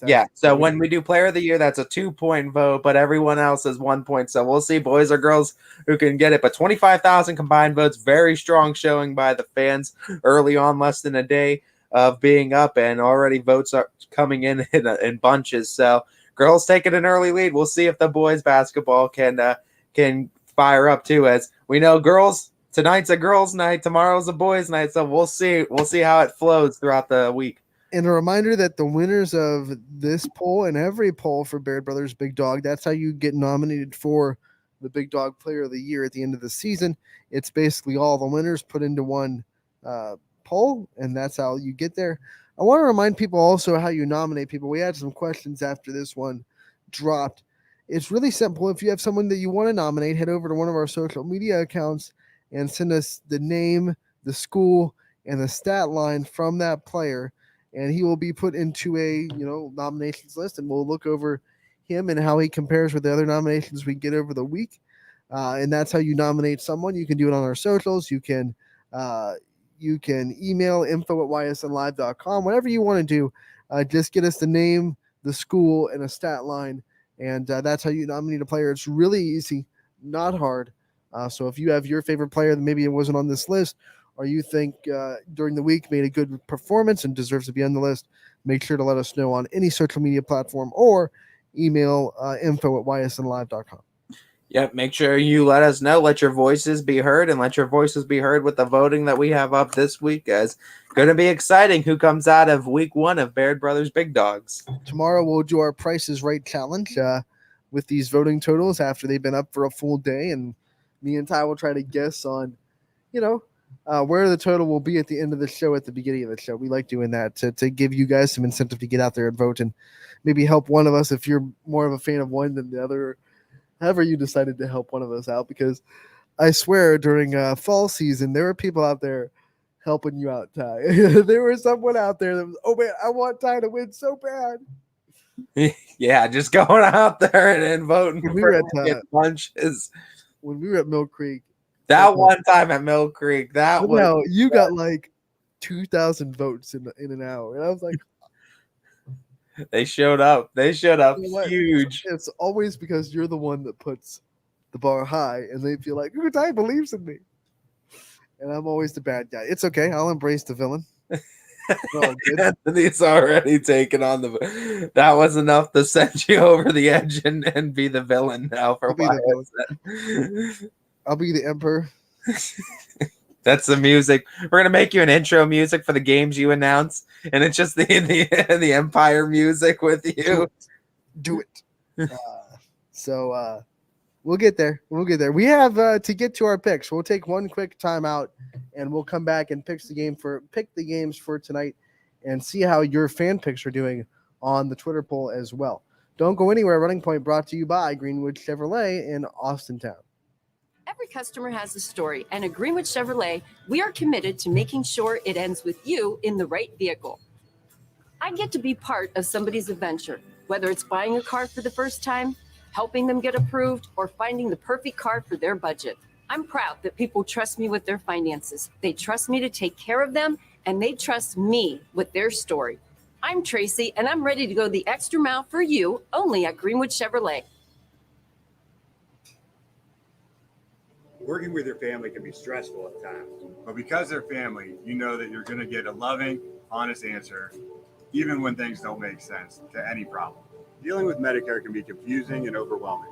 That's why here at Myers Family Insurance, we do our best to give you honest and caring answers to all of your questions. Family, like Medicare, isn't always perfect, but when you put others first, the results can be amazing. For all your Medicare needs, call Myers Family Insurance.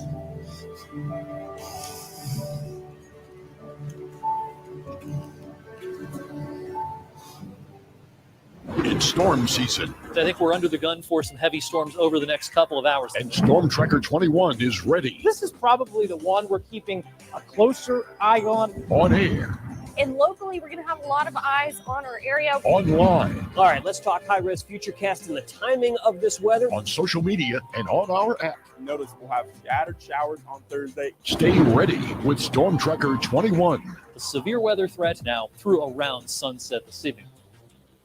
Hi, this is Tommy Clem, owner of WRS Insurance Solutions. WRS Insurance Solutions is a local independent agency that specializes in life, Medicare, long-term care, and disability products. Call us at 330-953-3722 or visit us at wrsinsurancesolutions.com to learn more. Good luck to all the student athletes in the Valley.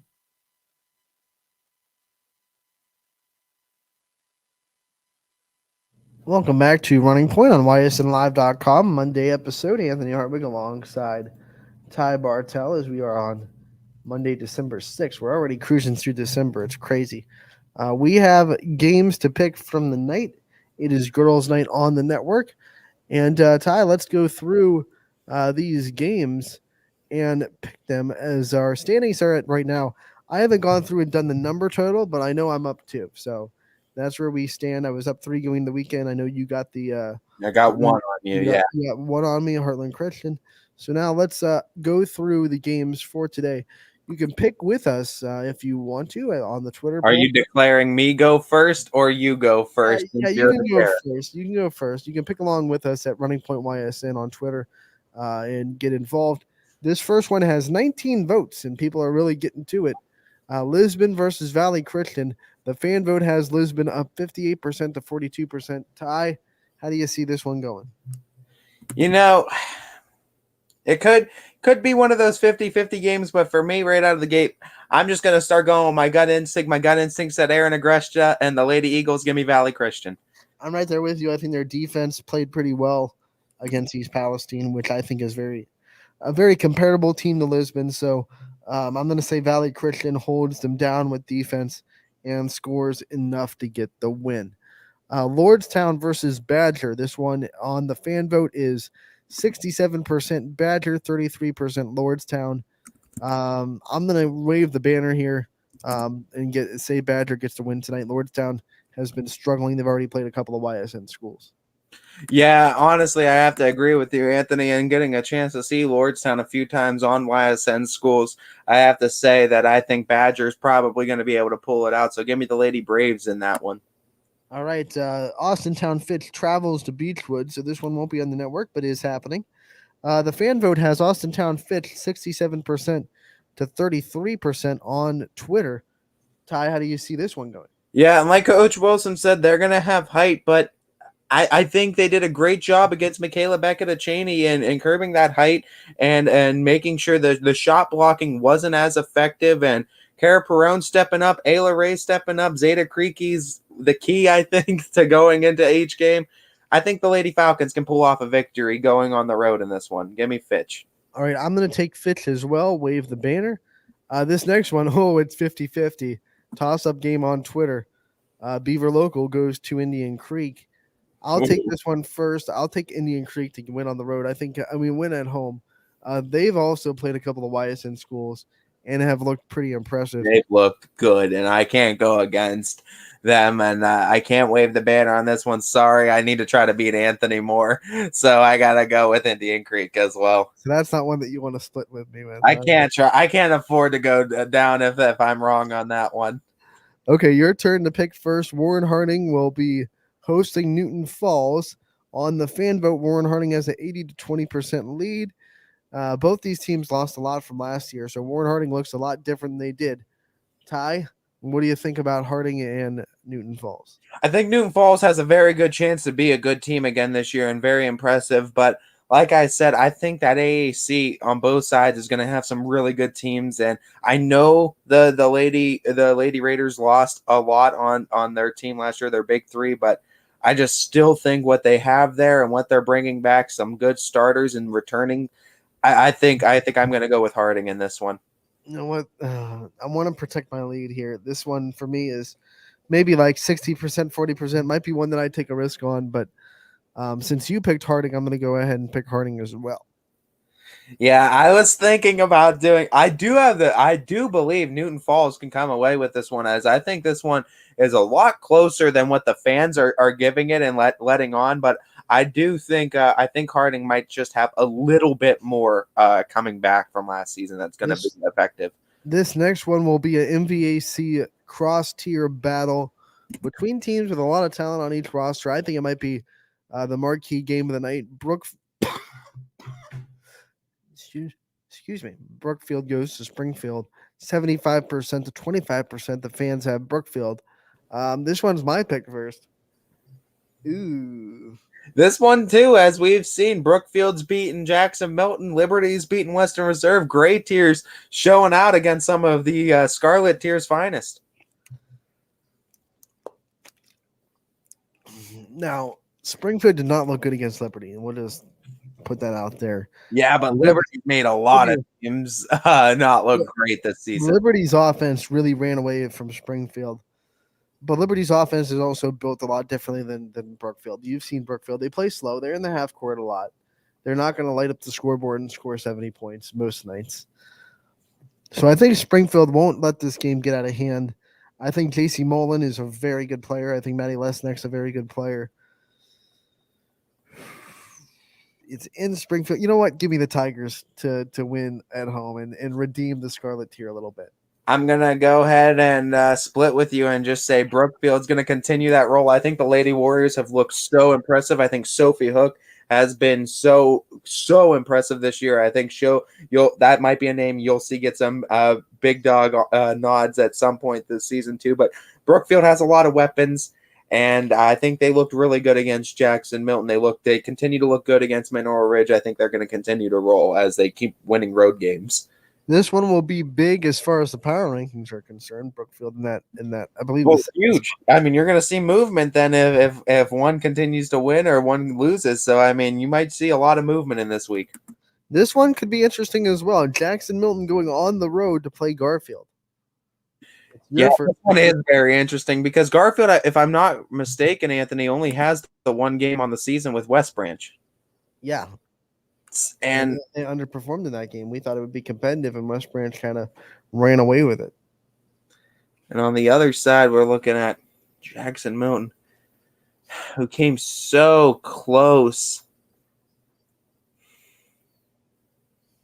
It's just so hard when you have 7 girls on the roster. That's always the hinge spot because it's like, but the 7 that they have are really good players, though, too, and are really impactful.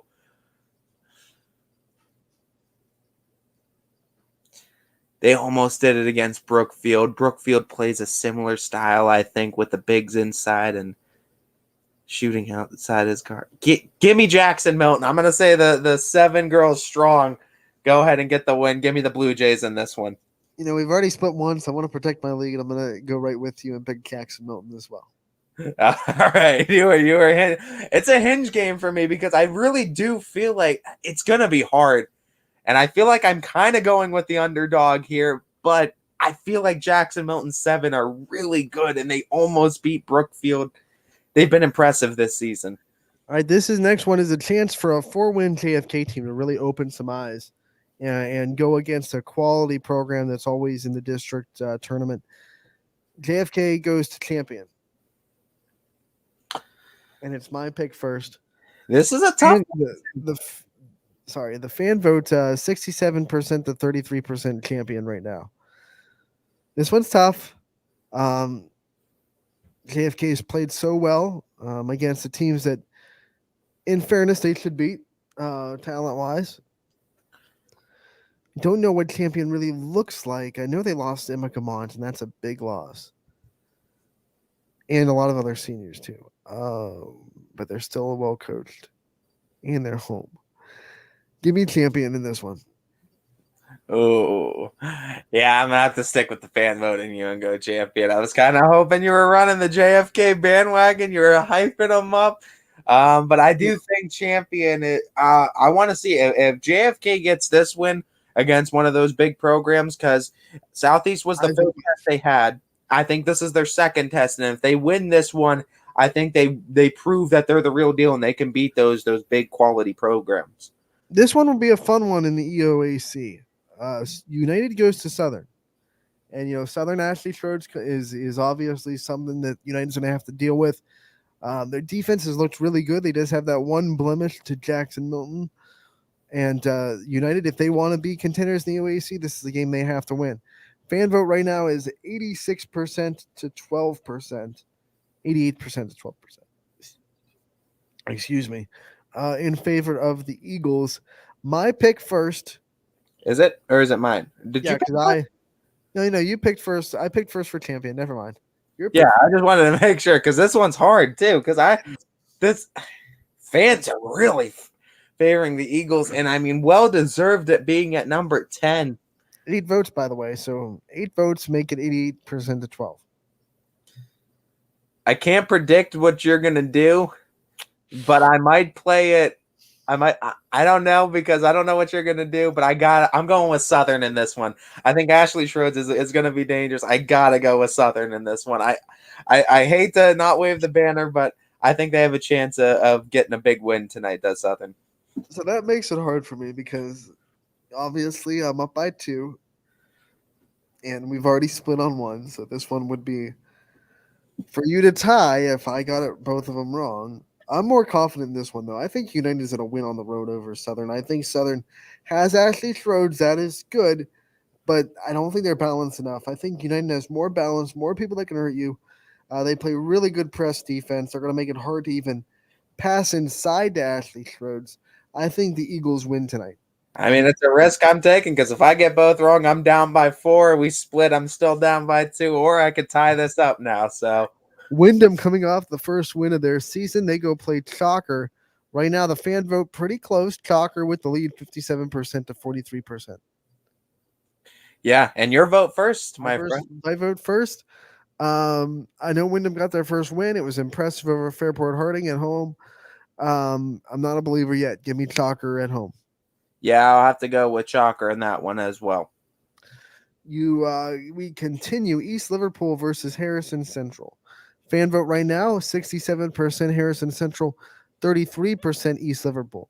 Your pick first. Yeah, I'm gonna roll with the fans in this one as well too. As I think the fans that are voting too know those teams pretty well, and I think Harrison Central, if I'm not wrong, usually has a pretty solid squad over there. So give me Harrison Central. No split with us here. I think Harrison Central will get the win over East Liverpool, and they'll be okay. This next one, my first pick, and it's another close one in the fan vote. LeBray will be hosting Bristol, a Bristol team that just beat McDonald by 10. LeBray has the fan vote edge, 57% to 43%, and obviously they have a big dog nominee, Laura McCoy, that can score a lot of points in a hurry. I'm interested to see how they look against this really good Bristol team. Yeah, they already lost to Gerard, don't forget, but it was a competitive game. But LeBray did lose to Gerard.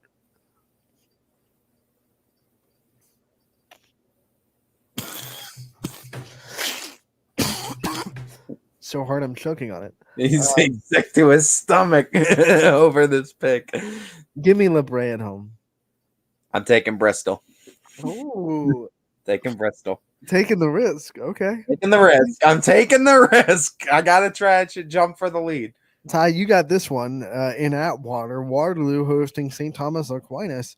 Fan vote right now 60% Waterloo, 40% Aquinas. Lady Vikings, give me the sweethearts all night. I think so too. I won't split with you there. Give me Waterloo. This one is where I will be. East Palestine going to Latonia. Right now, Latonia with just one loss in the season, but they are losing the fan vote 67% to 33%. It is your vote first, right? No, my vote. I keep when we do fast ones, I forget who picks. Yeah, I voted first last one. I'll take Latonia to get the win over East Palestine at home. This one's tough, but yeah, Ella Gregorino has been impressive, and I've gotten a chance to see her. So yeah, give me Latonia as well. I'll go with Lady Bears. So the fans are really starting to believe in South Range as they go to Jefferson. The fans have a 90% to 10% edge in the fan vote, but we know Jefferson, they lost to Madison over the weekend in a pretty big loss. I mean, they lost by more than 15 points. Madison's a good team on the girls' side, but South Range is kind of like Jekyll and Hyde. I don't know which team to trust. The first two games or the next two. It's your pick first, thankfully. But they go to Jefferson, and the fans are all over the Raiders. I'm going to support South Range just to put you in the hot seat. If you want to be the bad guy, go ahead and be the bad guy. Not here. I'm not taking that risk because we've already split in a couple. I'm going to go right with you and say South Range wins over Jefferson. Heartland Christian at Camel could be a really good one. Heartland Christian has a 75% to 25% edge right now in the fan vote, and it's my first pick, and I am going to take the Lions to go to Camel and get the win. Pick them to get their first. I'll pick them to get their second. Give me the Lady Lions of Heartland Christian. Next, Wellsville going to Columbiana. The Clippers have an 83% to 17% edge in the fan vote. Ty, it's your first pick. I can't go against what Columbiana's done. They've proven me wrong a few times this season. Clipper clap along all the way for this. Get it, Ty. Come on. You're the Clipper clap guy. That's your bit, Anthony. We know you're part on this show. That's all I'm here for. Well, you know what? I will not disappoint. I almost said Clappers. Clippers get the win tonight against Wellsville at home. I will not split with you there. Western Reserve on the road versus Louisville. This is interesting because the fans are high on Western Reserve to win this game. They have a 67% to 33% edge. It's your pick first, right? I don't know, fans. I don't know. I don't know if Western Reserve can score enough. Their defense is really good, but Louisville can score from anywhere. I can't not back up our power rankings and give Louisville this win. I can't either because I think just how balanced the scoring is on the Lady Leopards is going to be too effective. Give me Louisville. All right, your next one, which is your first pick, Struthers versus Hubbard inside the NE8. Hubbard trying to bounce back from a pretty bad loss to Poland, and Struthers is 1-0 in the NE8 with a win over Niles. 62% to 38%. Hubbard edges Struthers in the fan vote tie. 8 votes there. What do you think about this one? I think I'm going to go right with the fans and say Lady Eagles of Hubbard get the win tonight. Yeah, Eagles bounce back, get the win over Struthers. I think they'll be okay. McDonald will be tested on their defense with Liberty. Right now, the fan vote has a 67% to 33% edge for Liberty, and I will go with them and pick the Leopards. I think their offense is just on way too much of a roll right now. Power rankings are something I believe in, and I believe in the Leopards as well. Give me Liberty. Poland with a game at Niles. Poland has looked so impressive this year, and Niles has been struggling.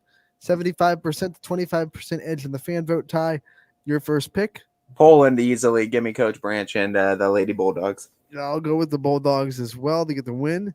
This one could be good. Fan vote is pretty close. Lakeview go into Girard. 57% to 43% have Lakeview winning this game. Ooh. People are becoming believers in the Bulldogs. Lakeview lost to Jefferson last week, but it was by 8 points. They were very competitive. Their defenses looked very good. Girard has looked good against teams they should beat. But I'm looking at this win over LeBray. I'm looking at the win against Beaver Local over the weekend. I believe in Girard. I'm going to say they get the win over Lakeview. Ty, what say you? Yeah, I go with Girard as well. In this one, I think the Lady Indians just have a little bit more impressive wins on the season. And I don't believe I'm missing it. I think that's it. I think that does it for our picks. As we roll right into the end of the show and get you ready for Casual Sports Podcast and the Power Hour to follow. All right, right before we get out of here, let's just recap and make sure we're on the same page with who we're picking. Lisbon at Valley Christian, we both pick Valley. Right? Yep. And Ian O'Brien on the call there. Lordstown at Badger, we both pick Badger to get the win. Yep. Jackson Milton at Garfield. Jackson Milton for me. Jackson Milton for me. Yep. We go back to Austintown Fitch and Beechwood. We both pick Fitch. Yep. We both pick Indian Creek to beat Beaver Local. Yep. We both pick Warren Harding to beat Newton Falls. Yep. We split on this one. You pick Brookfield. I pick Springfield. Yep. We both pick Champion to beat JFK. Yep. We both pick United. No, you split. You picked Southern. I forgot. Yep. So we split on that one. You pick Southern. I pick United. We both picked Shocker to beat Wyndham. Yep. Both picked Harrison Central to beat East Liverpool. Yep.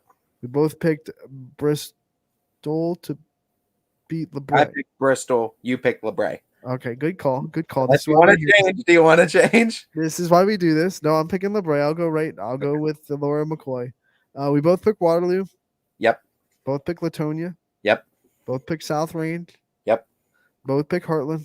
Yep. Both pick Columbiana. Yep. Both pick Louisville. Yep. Both pick Hubbard. Yep. Both pick Liberty. Yep.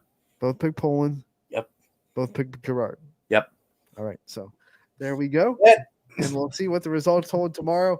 Casual Sports Podcast coming up next from 2 to 3, Power Hour from 3 to 4, and then a bunch of basketball tonight on the network as well. Go to ysnlive.com/live to find all the games on the network and pick the game that you want, all free and all on YSN. For Anthony Hartwig, Ty Bartel, we're taking a 22-hour break. We'll be back tomorrow from 12 to 2 with Coach Josh Scott from Heartland to talk about their impressive win, their impressive start to the season on the boys' side. From 12 to 2, only plays for local hoops. Mm-hmm.